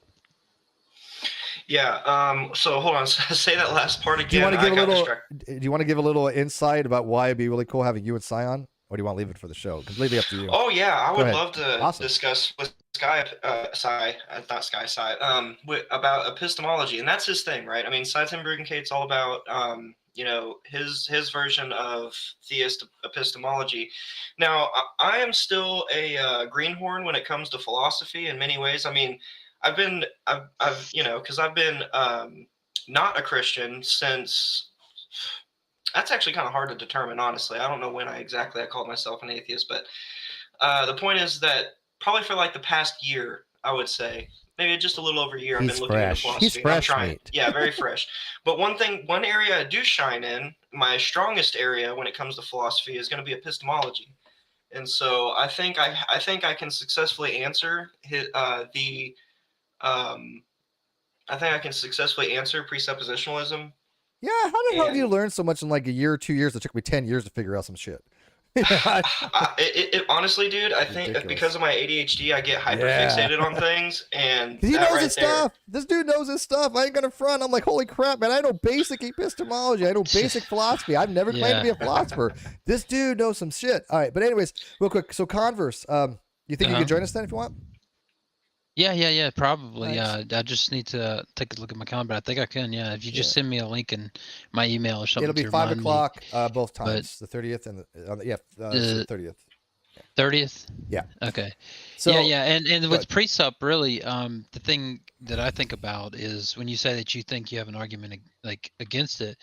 Well, like I think one easy thing is just that like they have to justify their premises for like the transcendental arguments and stuff like that, because there's just going to be this there's going to be this gap where it's like, well, how do you know that's revealed, right? That God told me in a way that it cannot be. Right, but and I used to actually use some presups type arguments back in the G plus days. Yes. I never was like really heavy on it, but I used to watch all the like Psy and all these guys. Exactly. But I think that the issue is that well, actually, you sound really familiar. Chris, was it? Yes. Do I know you? Do you remember me from anywhere or? I don't know, dude. It's possible we could have talked at some point. I mean, I've been in the debate arena for a very long time. Like first when I was a theist, and then now that I'm an atheist. And so, yeah, somewhere along the lines we may. But I've never been on a YouTube channel before. If that's what you're asking. Well, probably Discord or Clubhouse, or I've been on Clubhouse a lot lately, or maybe G Plus if you're on there. But anyway, I think that's going to be the hardest thing is seeing people try to justify that they couldn't be wrong, like they have absolute certainty. Yeah, that's just so wrong. Yeah, that's just ridiculous. That to me is just sophistry. Yeah, I actually think that the lack of epistemic humility is a big problem with presuppers and absolutely, especially like given that like faith is an ingredient in Christianity, right? So I'll turn it over. Okay, so now I put the StreamYards on stream, so but no cameras. So so go ahead. Yeah. Well, I was just gonna say now what I will say, and I don't want to tip my hand too much, so I don't want to get too deep into this, but I will say that I do believe that there are incorrigible epistemic beliefs. Such as like perceptions. So now incorrigible is different from infallibility, right? So incorrigible would say that, so let's say I'm having a perception of some kind. Let's say pain is an incorrigible belief. Yeah, pain, right? So yeah, pain, exactly. So like a headache, right? Yep. So there's nothing that's going to come along to correct the fact that I'm having this perception as I am having it. Correct. And so, and yeah, I mean, I believe in that. But as for absolute certainty whether God does or does not exist, no. Yeah, I mean, I No, think there's no way. I think we one thing we have certainty about. Like, for example, if you have pain and a incorrigible belief, it's you're feeling it. Therefore, you know, if you're actually feeling it, you're feeling pain. So it is true, right? The very act of feeling it makes that true, right? That's why it's called an incorrigible belief. You just can't be wrong on that because you're feeling it. But like a degree of certainty on a proposition, a priori knowledge is like the very few things that I think you can be certain of, like A equals A. You know, or self-existence. Yeah, I have a priori. Yeah, I believe that as well. Now, and you know what's funny, even with the primacy of existence, the only thing that I think you can even be certain of is that something's doing some kind of thinking. That's it. I don't even know. I don't think we can be certain of self, and I think that's one of the problems with Descartes, cogito, is that he assumes self, and I don't think you can even get to self without some kind of assumption. To me, the only thing you can even remotely say objectively is that by thinking, something is doing the thinking. Something. We don't what it is, who am I, whatever, but something. It's not, you know, he just ascribes it as self, right? Wow, where do we go off topic? And I think when people talk about being, I think sometimes whenever preceptors talk about being epistemically certain, they go, "Oh, I'm certain." Yeah, I am complete. Like all I think that they're really describing there is that they have some type of psychological state of being in a place where they won't allow doubt into their mind. So what is it? That says nothing of what it is, it's incredulity, right? It's the indubitable. They have the inability to doubt, but that's not the same as certitude or certainty. Well, kind of so. I mean, certitude actually is the inability to doubt. I mean, that's what certitude actually is. Certitude is you cannot doubt. But is it indubitable? Absolutely, it's not indubitable. You have the ability to doubt they have the ability to doubt. They just choose not to. They're just claiming some kind of certainty. There's nothing to prevent them from doubting that. You cannot doubt that A equals A and be rational. You can doubt that God exists to be rational. Yeah, I mean, as long as we're all accepting like classical logic. Yeah, I know that I'll tell you, the Troyer has been kind of like persuading me that there might be some argument against the excluded middle based on vagueness, and I've listened to a few people on vagueness. That's kind of interesting. Sure. There's actual logics out there that call truth gaps that disallow for the law excluded middle. There's truth fuzzy logic. Well, not certainly. Yeah. Well, yeah, but there's two types of logic that will not use the law of identity or law of non-contradiction. One is called truth gaps. The other is called truth gluts. And so the truth gap is basically, you know, it's neither true or false, and the truth gluts is that they're both, which is diatheistic. So you don't have to have those in other forms of logic. Identity is the only thing that seems to me has to be applicable in all logic. Yeah, I don't know. Yeah, I think I tend to agree with you on that. Like I typically, I agree with all of the classical laws, but it's just vagueness is one of those things where you go like, well, where's the line with vagueness? Yeah, line of demarcation. Can't draw a line, well, then that's one of the reasons why doxastic logic, and you said fuzzy logic and other logics, don't necessarily have this hard line between true and false. Right? Correct. Or multi-value logic, you can have unknown. You have T, V, and U, right? You got three value logics. So in classical logic, sure, the law of excluded middle and the law of non-contradiction, but not all logics have those two things. But yeah, and those make for a lot of hard problems. You know, like you can think of a mundane, trivial example, right? Like what is afternoon, right? And you're like, well, afternoon, it's, you know, after 12, you know, 01 point, but then when does it end? Oh, well, it ends at, let's say, 2:45, you know, or maybe it ends at 5:48. I mean, it's true though. The principle of balance is either afternoon or it's not afternoon, but when is afternoon? It's fuzzy. Yeah. When does it end? So let me ask you though, Converse. You know, as somebody who, you know, is a God believer, when we're sitting there giving these, I don't know, I know you didn't watch the beginning, but we're giving these 10 reasons why, you know, I think that Christianity is false. You know, are they at least something that you can say to an atheist? Yeah, I mean, those are at least rational justifications. It's not like you're just like going, Sky Daddy. Yeah. I appreciate the fact, like, there's two groups of, I mean, there's more than that, right? But there's two groups of atheists in general that I deem one chip on shoulder atheist, and these are the ones that you guys talk about. New atheist. Yeah, we're against them too. Kinda, I mean, as an agnostic, he's an atheist, I'm agnostic, we're both non-believers. We're on board with all the theists that are against the new atheist, just nonsense rhetoric. Oh yeah, definitely. See, I like guys like you guys and Ozzy and people like that who really are, you might just classify as non-theist, right? But that they don't seem to have a chip on their None. shoulder, because there are people, like, I'll just give you an example. You said that there were people, atheists who call you a Christian, right? Even though you tell plainly, like, I'm not, right? I don't have those beliefs. All right.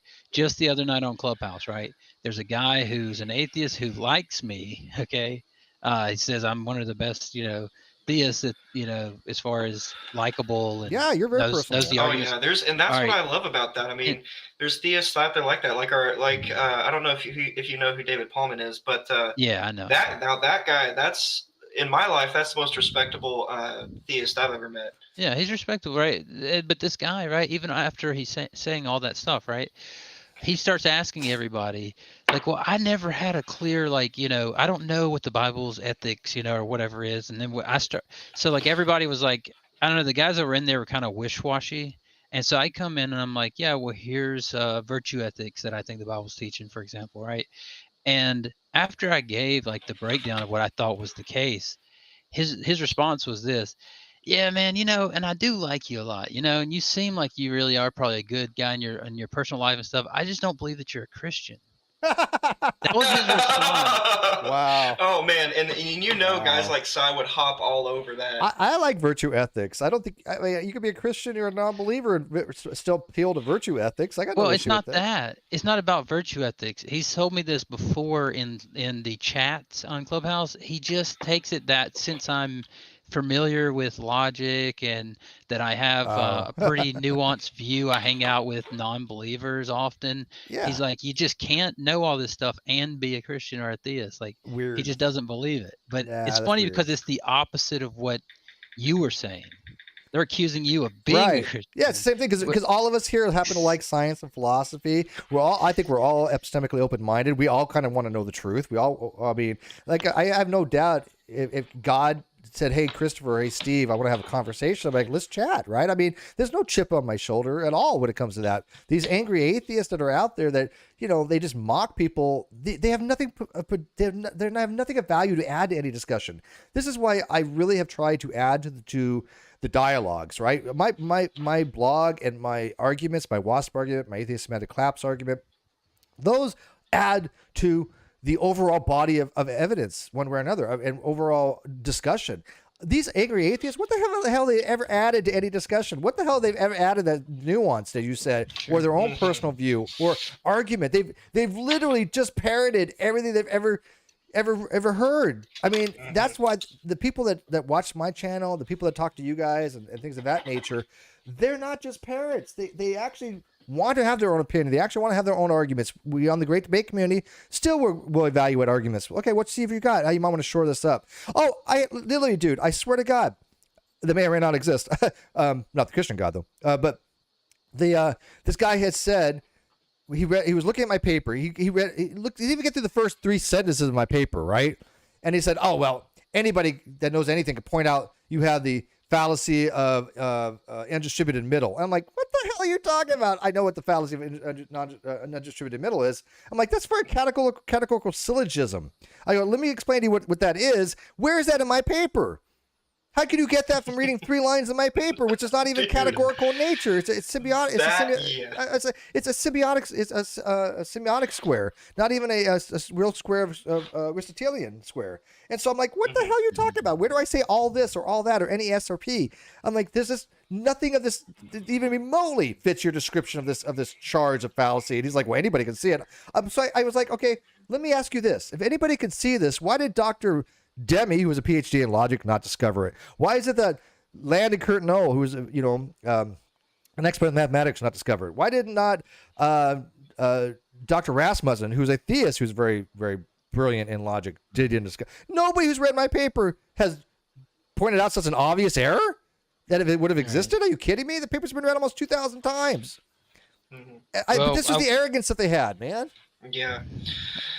I will say this though, that there are, so I know you read like Rasmussen and some guys like I like this, Josh, right? yeah. But I think there's a lot of times where the wrong Christian authors and thinkers are the ones that are really kind of promoted and kind of put in the spotlight. But like I've interviewed just Friday Dr. Kurt McGregor on his book Molinist. He's got a new book out called Molinist Philosophical and Theological Ventures.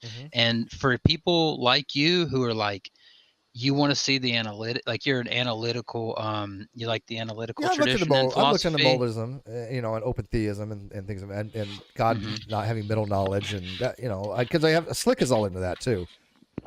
Who, Matt Slick? Yeah, I just talked to him. Yeah, the Matt other Slick day. actually had a debate with this guy on that topic, and he did not fare well at all.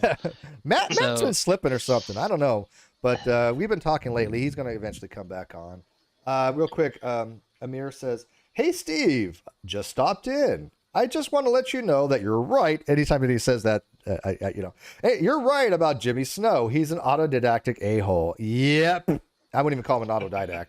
He's just an a-hole. Yeah. Jimmy Snow is one of those angry atheists, new atheists that doesn't know his ass from a hole in the ground, that just panders to his audience rather than has anything to it. What has Jimmy Snow ever added to the dialogue? Anything. Nothing. At least Matt Dillahunty has added to the dialogue in some regards, but even then, I wrote my blog Gumballs and God Better Explained because his explanation with gumballs was very, very poor, I think. And I think my analogy was a much better understanding of the gumball analogy because I think he did a crap job on that. But Yeah, I remember that. yeah, that essay still taught. People still read that. I look at my analytics. People still read that essay, Gumballs and God Better Explained. And yet, do you know people have ever came back and said, "Oh, yeah, this is wrong logically"? None. Nobody. I never have any new atheist arguing against my stuff. I had one person write a paper on ResearchGate. If you know who that is. Yeah, ResearchGate's kind of like academic EDU. So on ResearchGate, they wrote a paper to argue against my paper, and it was so bad. I actually went through it with Landon, I think it was. Yeah, it was Landon, and we're like, I don't understand this Venn diagram. This Venn diagram is an event, and even Landon, who's a mathematical genius, goes, "What the hell is this?" kind of thing. I'm like, I don't know, dude. It was just bad. It was a bad refutation, but he tried. At least he tried. But Amir, how are you? I'm good, aside from the unpleasant experience on Jimmy Snow's calling. Why were you hanging out with Jimmy Snow? Why would you call it Jimmy Snow, man? Jimmy's like, he's one of the worst of the worst, dude. Yeah, well, partially because I didn't know better, but also because he had a particular individual on with him, Beat the Cold. I'm not sure if you're familiar with her. Yeah, I know Beat the Cult. Yeah, I called in primarily to poke and prod into her justification about her claims from a few days ago, whether Christmas was pagan. Oh, she argues that it is? Yeah, Oh, God. Come on. This is what I'm saying about atheists. Stop doing stupid shit, okay? Christmas is not pagan. Go read Tim O'Neill's work. I mean, this has been well established over and over again. You look like you're just an absolute moron by trying to argue something that has been long since established by historians, secular and non-secular, that Christmas is definitely not pagan, Yeah, well, she referenced a particular author, and name escapes me at the moment, and she mentions a cite sources. Well, my first instinct should have been like, okay, but did you actually fact check those sources, whether they actually check out? She referenced particularly the mistletoe, the tree, and the singing. The tree, that's non-sequitur, that's falsifiable. I mean, the mistletoe, yeah, not so much. That's kind of up in the air. The singing, I mean, that was universal throughout the entire ancient world. Singing hymns, Right. that was common in every single religion and cult throughout the entire ancient world. It's not something particular to Christmas. Like, what the hell? I mean, It's weird. It's weird. Yeah, like you read early Christian literature, they sing hymns to Christ. Like that was just atypical of early Christianity. Why are you expecting anything different? Like I said, do they cross-reference anything? I mean, Tim, I've looked at some of these citations of Tim's work, and these are legit citations. These are historians. These are not just your average, run-of-the-mill schmucks. And every time I've ever looked into the whole historicity of Christmas back in the day when they were all promoting the Zygots thing, none of it ever checked out. None of it ever checked out. And same thing with the whole God, December 25th, Jesus, Honoris, Mithras, all this other stuff. None of those have ever checked out. Well, Yeah. you're saying that Jordan Maxwell's not an actual scholar.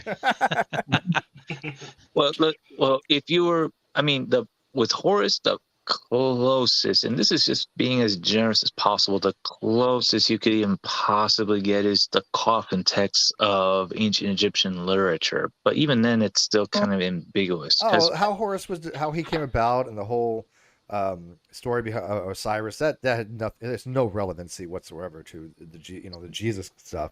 And then somebody had posted the other on. I think it was Kawasa. Matter of fact, who just popped up with Kawasa. Was it you that posted? Somebody was saying that the Ten Commandments came from the Egyptian Book of the Dead. I'm like, what? yeah, they get it from the claim is they get it from the negative confessions, which is actually but it was 60. It was like 60 negative confessions, wasn't it? Yeah, and it's not commandments. It's literally a spell. Yes, it's a magical spell.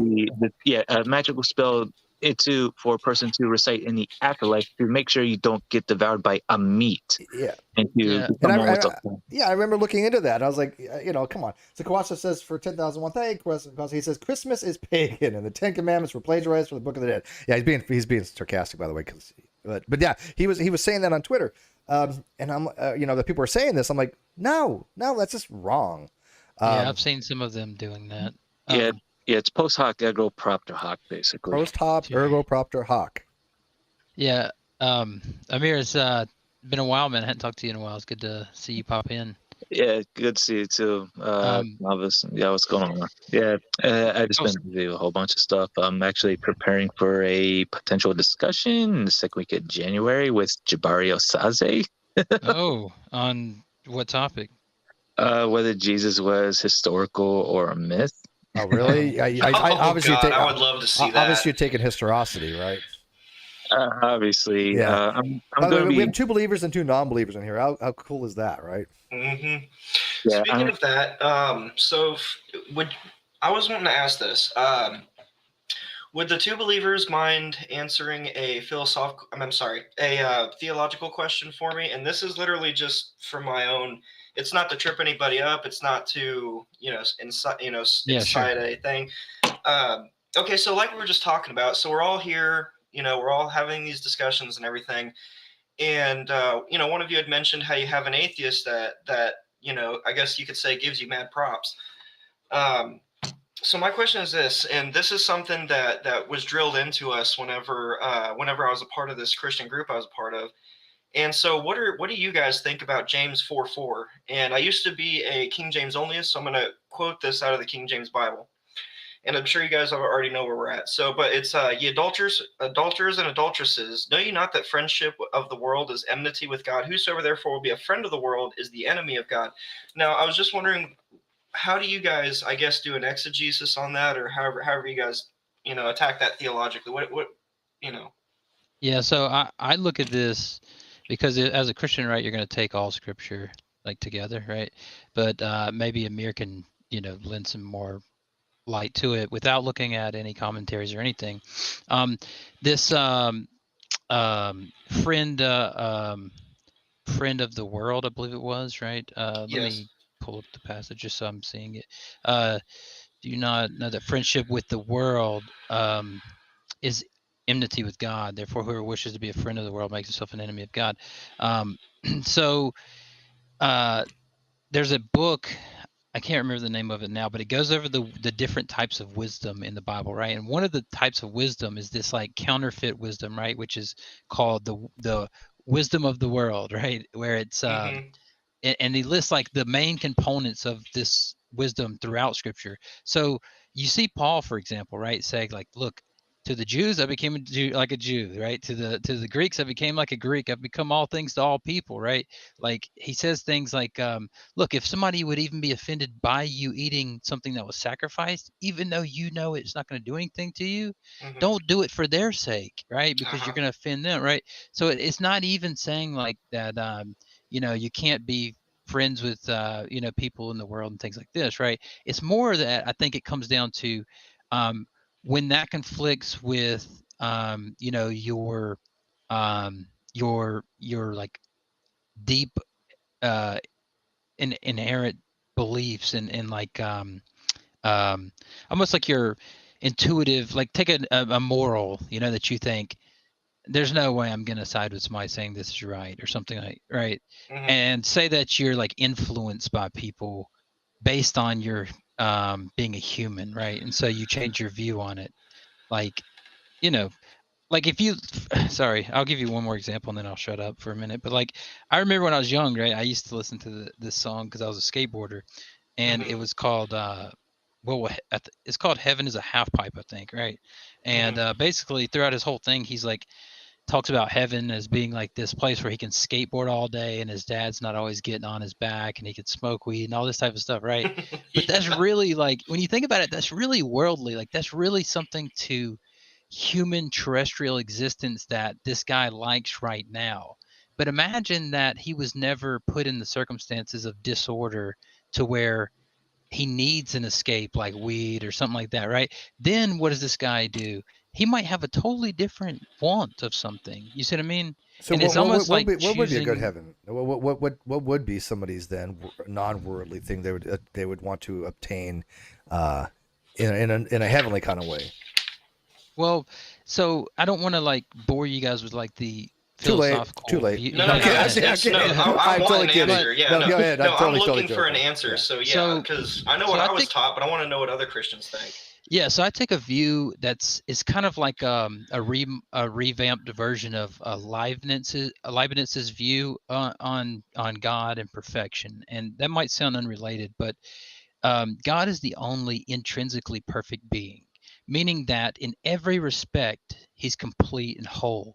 So, for example, he can't lie, right? Because to lie is to want for something that you don't have, and so you have to do something to like get around. He doesn't have to steal because he owns all things. Like everything is created by God.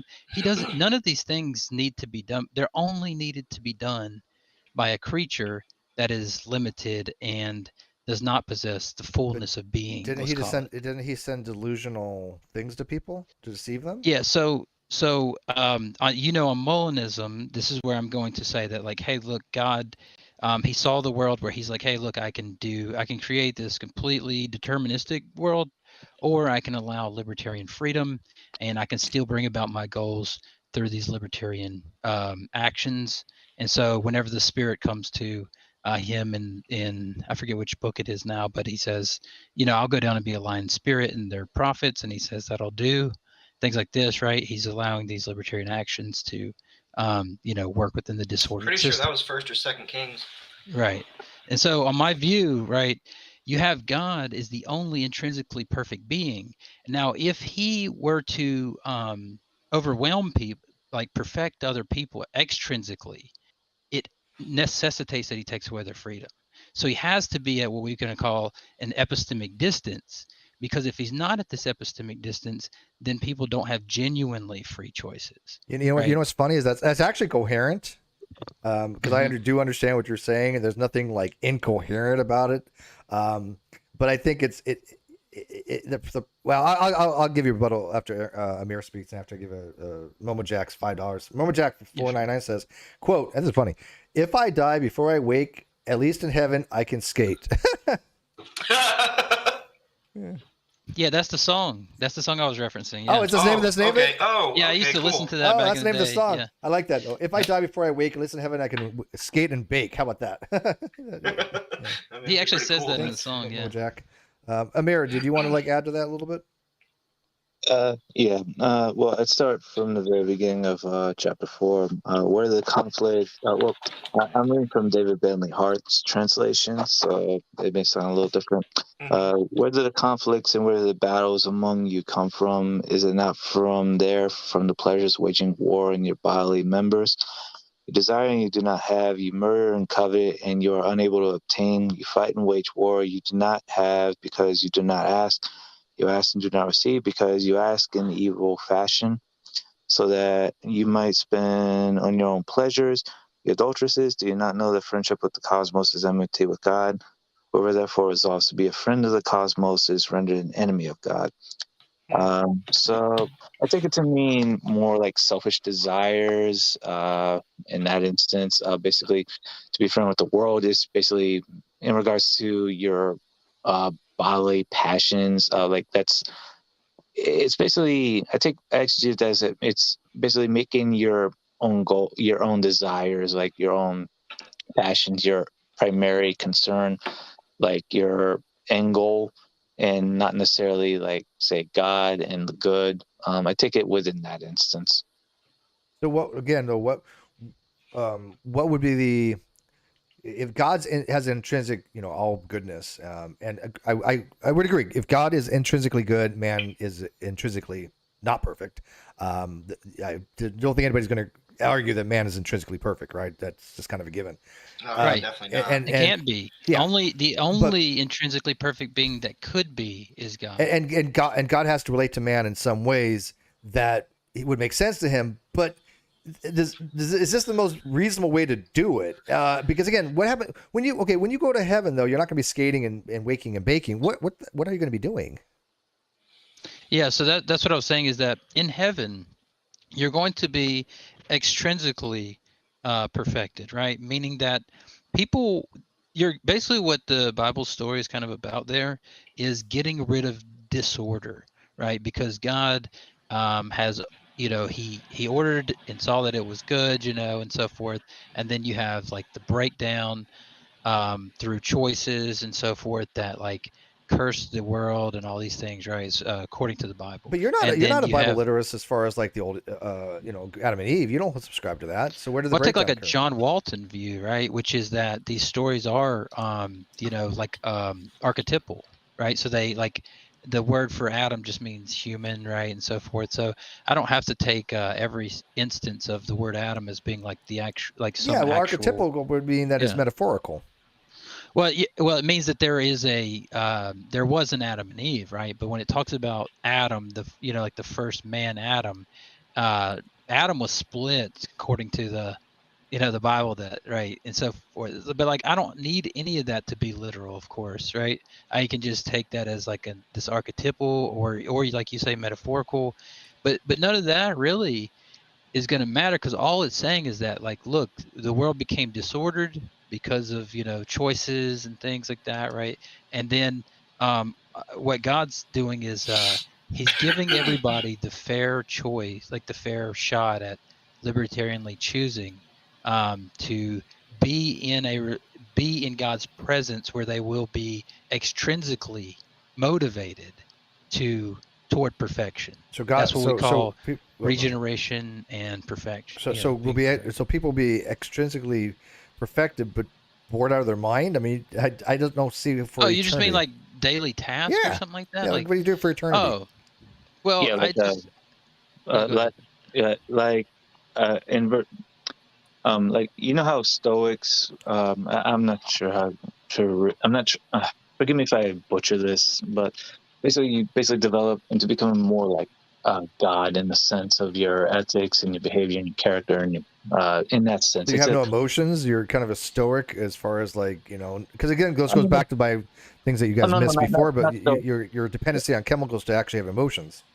Not stoic. Well, that's more of a colloquial understanding of stoic, not stoic in the most formal sense. You still have emotions. You just but you suppress them. Yeah, you keep them in check. Yeah. In other words, Yeah. so it's really I know more what about stoicism is. emotional control. Yeah. Yeah. You keep them in check. You don't let them rule over you. You still live a virtuous. You're not guided by emotions. You're guided by reason. Kawasa from Meta 5001 says, "Can an intrinsically perfect being have a desire?"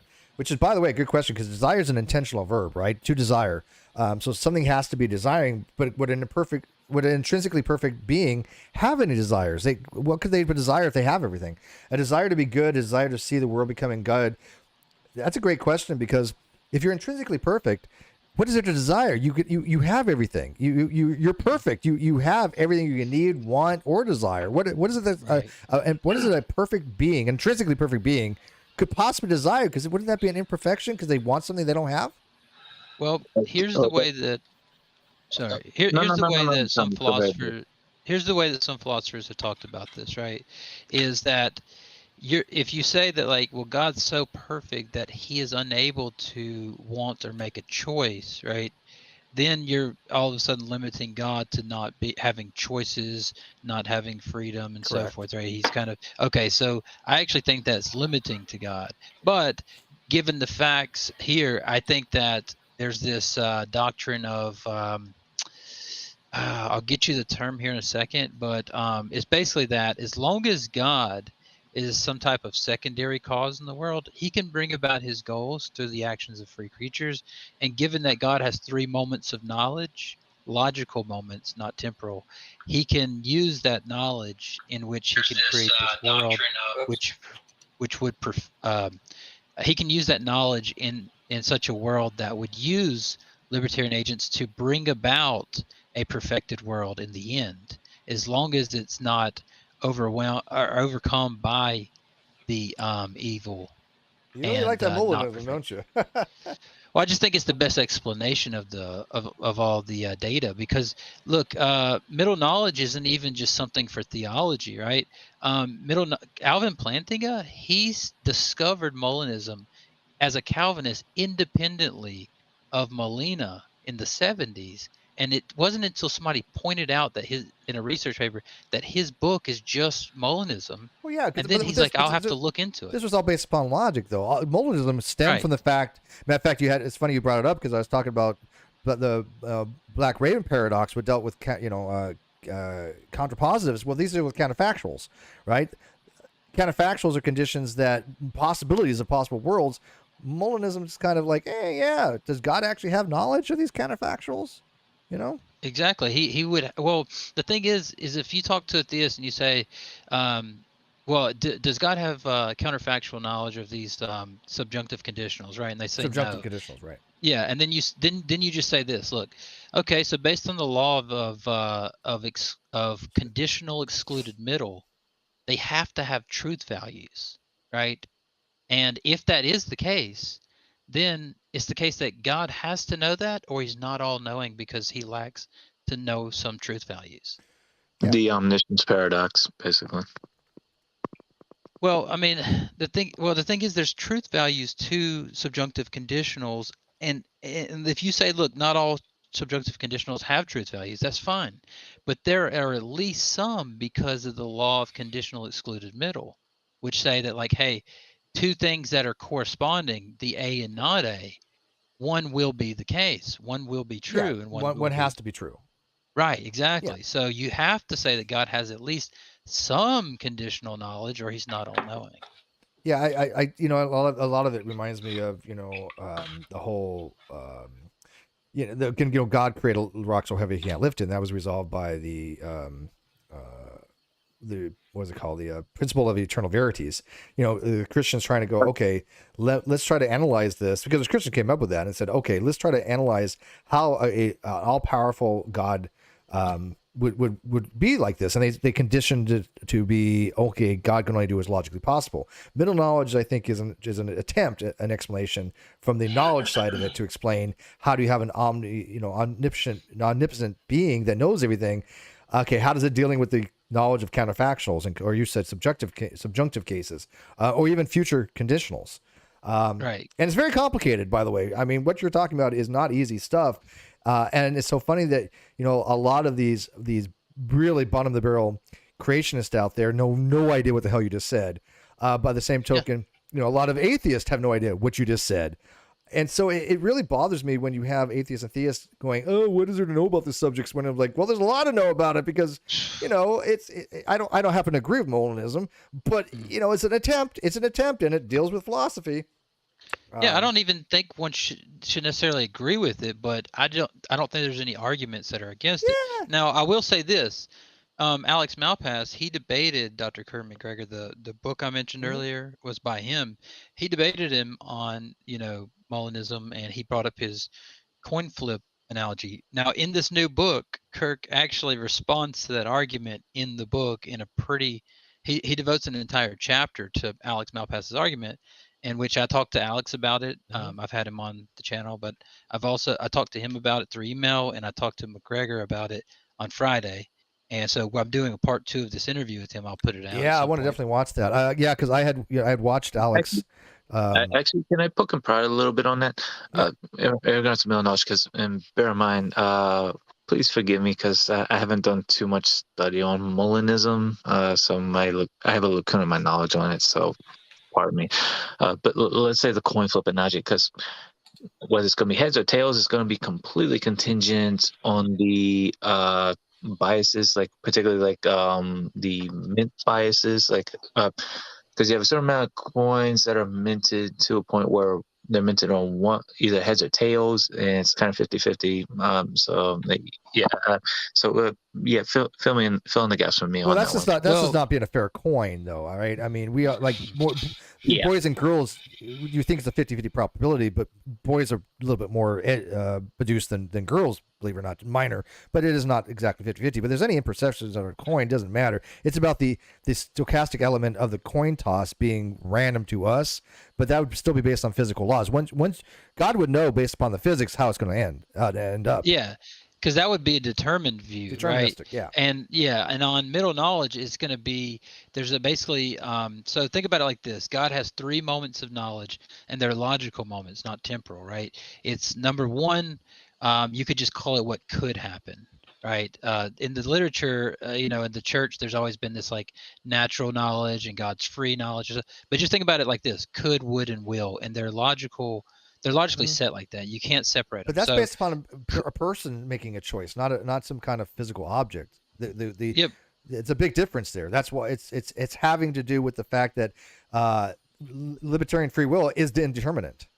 Yeah, that's what I'm saying. Is so what they do is this: like the first moment of knowledge is what could occur, right? A coin could be flipped, and so forth, right? And then the second moment of knowledge is what would occur given that a libertarian agent is in the circumstance, right? And then finally, the will, could, would, and will. What will occur given that God actualizes what would occur. So you can think of it like this, right? I like to use a simple analogy. My wife, she hates mint chocolate ice cream. She despises it. But she likes chocolate. So you just think about it like this. I say, like, if I'm in the God seat, right? I can put her in an ice cream shop where the first moment what she could choose is chocolate or mint chocolate. Let's say that exhausts the options, right? And then let's say what she would choose, given that she was in that circumstance, is chocolate, right? Now, when I actualize the circumstances, I know what she will do only because I knew what she would do given that I actualized those circumstances. So I actually had no part in her choosing that because that's what she would have preferred.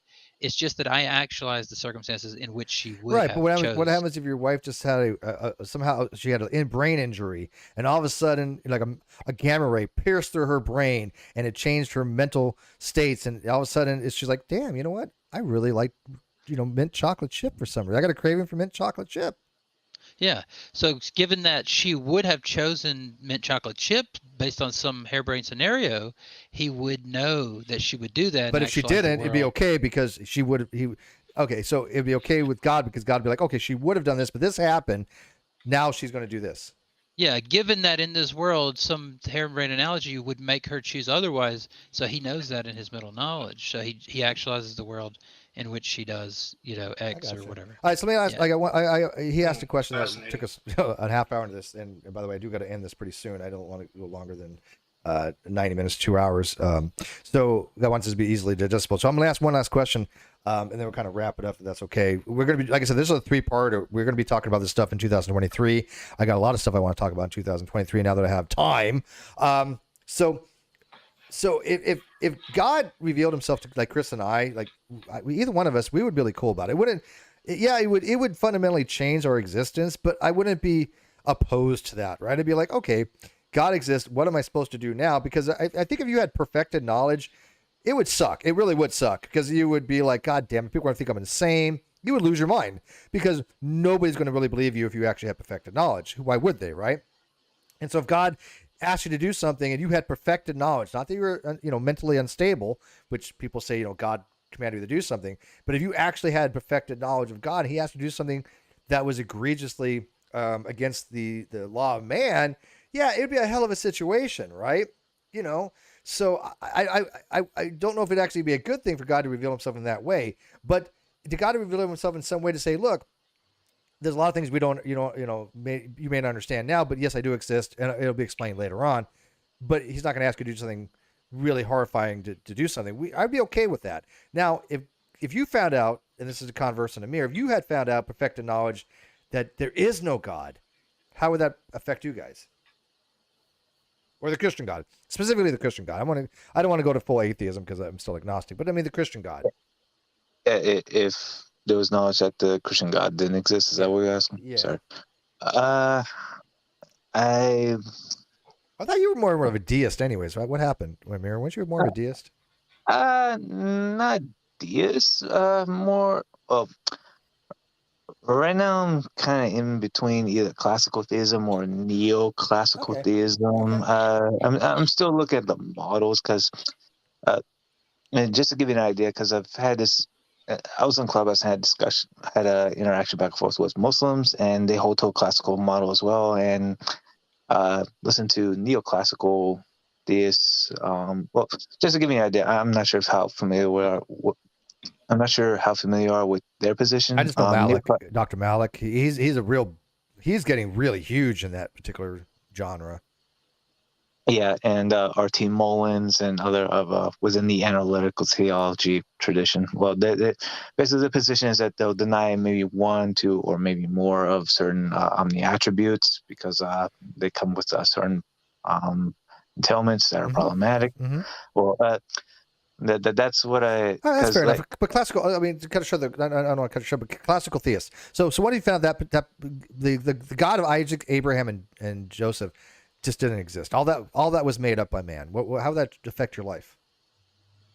At best, it would probably lead me to more a philosophical theist position at best, not necessarily say an atheist or agnostic position. Okay, but I'm saying it wouldn't cause you to have that much emotional distress. Not necessarily. Okay. No. Because just to give you an idea, the whole emotional part, if you were to bring that, like if that were in my earlier stages when I was more into a fundagelical type setting, maybe there would have been an emotional impact. Nowadays, not so much. Okay. No, because where I'm at currently, I'm currently still kind of deconstructing from certain flawed theological ideas and models and rehashing because, well, I'm friends with Rob and all of them, and we're looking at Rob's a genius. Rob's amazing. Yeah, and where we're looking at the Bible, we're looking at mainly from an academic perspective. So we're divorcing ourselves from very flawed and theological models. And we're trying to be like, okay, we're just basically approaching from purely an academic perspective and looking at everything from across the board and trying to assess, okay, do these theological models in Protestantism, Catholicism, and Eastern Orthodoxy make any lick of sense in light of all this data? And I'm going to be frank, I'm leaning more towards Eastern Orthodoxy here because it makes better sense in light of the background data of ancient Near East. Oh, I got a few friends that you would love there, Eastern Orthodox, like hardcore. Yeah. But okay, so and Chris, I want you to take the last question. This question, but when we finish up, I want Converse to Contender to answer briefly because it's 2 hours and I want to draw it to a close. But Converse, would you be like? Would it fundamentally affect you if you found out that again the classical theism was wrong? That classical theism is wrong. Yeah. Or Christianity as a whole. Or that Christianity is wrong. Yeah. I think it would affect me for sure. I don't think that it would emotionally affect me. I'm not sure. Maybe it would. I don't know. That's a hard. It's hard to think about that, because I don't exactly. I like asking hard questions. That entails. We asked a lot. You brought up a lot of hard stuff too that luckily we're at least preliminarily familiar with because you bring that up on a Facebook group and they're like, what the hell are you talking about, right? Right. Yeah. Well, I'll say this that it's hard for people because I don't think people really understand their second order beliefs that well, and but I will say that.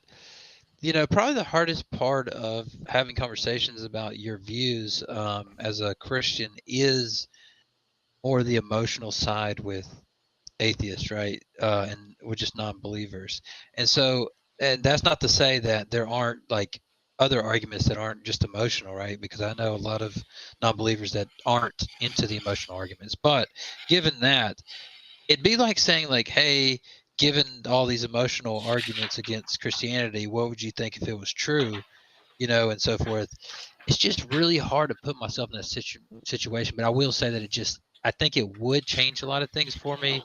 But I have a view of Scripture that's like God is condescending to humans, right? Mhm. So just given the fact that like the Old Testament, right, the covenant, right, God's literally just condescending to humans and saying like, look, you keep up this end of the bargain, I'll keep up my end, and it's not like like this is a It's universal for all contractual, it time. sounds like. Yeah, it literally is just because think about it. God told him you don't need a king. You have me. Yeah. And then he ended up conceding, okay, you can have a king. Yeah. Right. All these things. So anyway, All right. That's a good answer. So Chris, you had, which we'll be talking about the next time I see you on stream, which will be on the NonSequitur Show on the 30th, when we're going to be going over these again, but with more of a full panel. But when you had found out, well, you made the transformation that God didn't exist, it had to be a culture shock to you. Yeah, I mean, considering the kind of dogmatism that I espoused, it was pretty soul crushing. When I started looking at the different kind of arguments against theism and for naturalism and for atheism and things like that.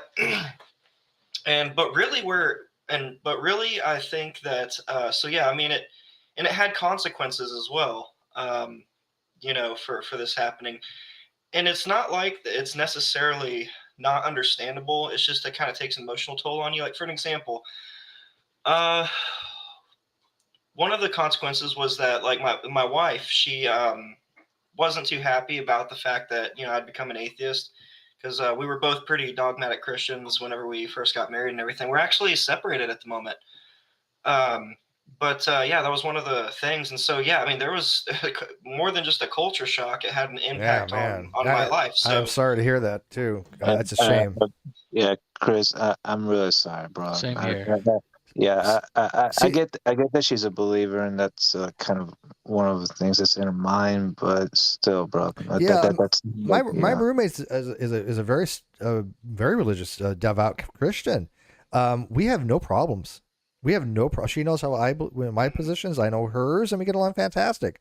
It can be done, right? But you have to be it's just it takes a responsible a person to be able to separate beliefs from individuals, right? And so I don't have any ill will toward her whatsoever for her beliefs. I mean, she has some little woo-woo types, a lot of woo-woo beliefs that I don't have, right? I believe that woo-woo is woo-woo, and I don't believe in things like, casting spells and things of that nature. But you know what? If it makes her happy, knock yourself out. I'm not here to destroy people's, belief. I promote what I believe, and I have critical thinking, things I promote. But, I had like a cousin, she was praising Jesus for the fact she had cancer and it only took a kidney and part of her liver or something like that, and she's like, oh, thank Jesus, I'm healed. But I'm thinking, but you got it in the first place. I'm like, I don't get it, but I'm just going to sit there and, try to talk to her about Christianity, or anything like that. Just not my place. And so I think there's a time and a place, but I certainly think that, even a most radical atheist can marry a most radical Christian if they just don't talk about those particular topics. But yeah, that's a shame that you have those kind of fundamental things, but that's something that, we can address on another show, people coming out of, because you got a great story to tell. But I do got to wrap this up, guys. Actually, Steve and Converse, when you end the show, is it all right if I just talk to you briefly for right afterwards? I'll leave the StreamYards open. I'll just send the OBS. Sure. All right, thanks April for joining us and moderating. Hey, Pipeline Audio, yes, you did miss the reasons there at the very beginning. Thank you, Kawasa. Always a pleasure as always. And Kimomaki and the rest of you. Let me know if any theist picks up these 10 things and talks about them. If they do, I'm happy to discuss them further. And like I said, we're going to be doing 2 more shows. So if you have theists out there, Converse Contender, that you know of, Braxton Hunter, I'm going to tag him the next episode. I didn't tag him this one. Capture Christianity, all those people.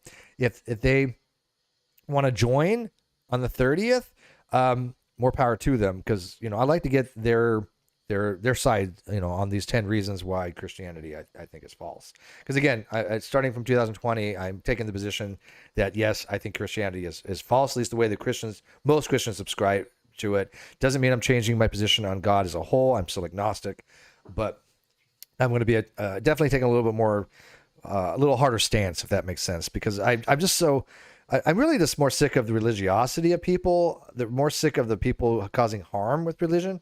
And I wish there was more theists out there like you guys that see those harms as well. And they're outspoken about it. Because I know you guys would never want to promote theism that causes harm with people. I have no doubt about that. You guys have ethics. See, you see my tweets and all that. I bang harder on young Earth creationists and fundamental. Exactly. Yeah. And it means more when people kind of keep their own in check. I go after atheists because they're non-believers. I keep them more in check than I would the theist. And we need more theists out there keeping theists in check, because it doesn't do any good when you have these radicalized theists going, you're going to hell because you're gay. That's not helping anybody. That's evil. Yeah. You're promoting evil. Yeah. Whether you're a theist or not a theist or whatever you are, that's evil. Yeah, I'm largely in the school of Randall Rouser, so. Well, he can be. Okay, I like Randall, but let's be honest. Cool. Randall knows how to troll. Yeah. Right. Yeah, I think that. I agree with you. He doesn't on a high level. If you ever need any backup or anything on that, I got you, stuff, bro. Yeah, just. All right. Well, let's see who picks this up. Let's see who runs with these 10 reasons. Again, I'm not saying they're all like ultra unique, but I just wanted to give my versions of them and see if anyone picks them up. Godless Scummers out there, maybe he'll talk about them. Baby steps, maybe we'll get you off the fence one day. Hey, you know what? People are worried about these lack theists that are sitting on the fence and don't think they're sitting on the fence. That's scary. When you have somebody who says, I merely lack a belief, but I'm not taking a position about not fence sitting, because I have that happen frequently, I'm like, oh God, teach them some critical thinking. Please teach them some critical thinking, because all of us would agree they're not critical thinkers if they say, I'm not taking a position either way, but I'm not fence sitting. The hell you ain't. That is what fence sitting is. Well, but I don't believe. So what? That's still fence sitting. Oh, kill me. So maybe Jeff will go on hereticals and talk about these 10 things, because I want to go on hereticals soon. I've talked to Chris. I got some people that wanted to, debate me, but I want to do it on Chris's channel. So it's a little more neutral platform, because you just want people on your channel. I don't give a crap about that. I'll go on any channel you want. That's kind of a neutral if you think you can show my papers wrong. So let's kind of wrap it up. Converse, you want to add anything? You want to leave where you're at or anything? Or Amir, anybody? Yeah, I mean, maybe I'll review them at some point. I'm not sure, but I've obviously there's a pretty common, the ones that I'm reading here. I didn't hear you talk about them because I came in late, but these are pretty common. Go watch the beginning. Go watch the beginning and give me your feedback on them. You still do videos, don't you? Yeah.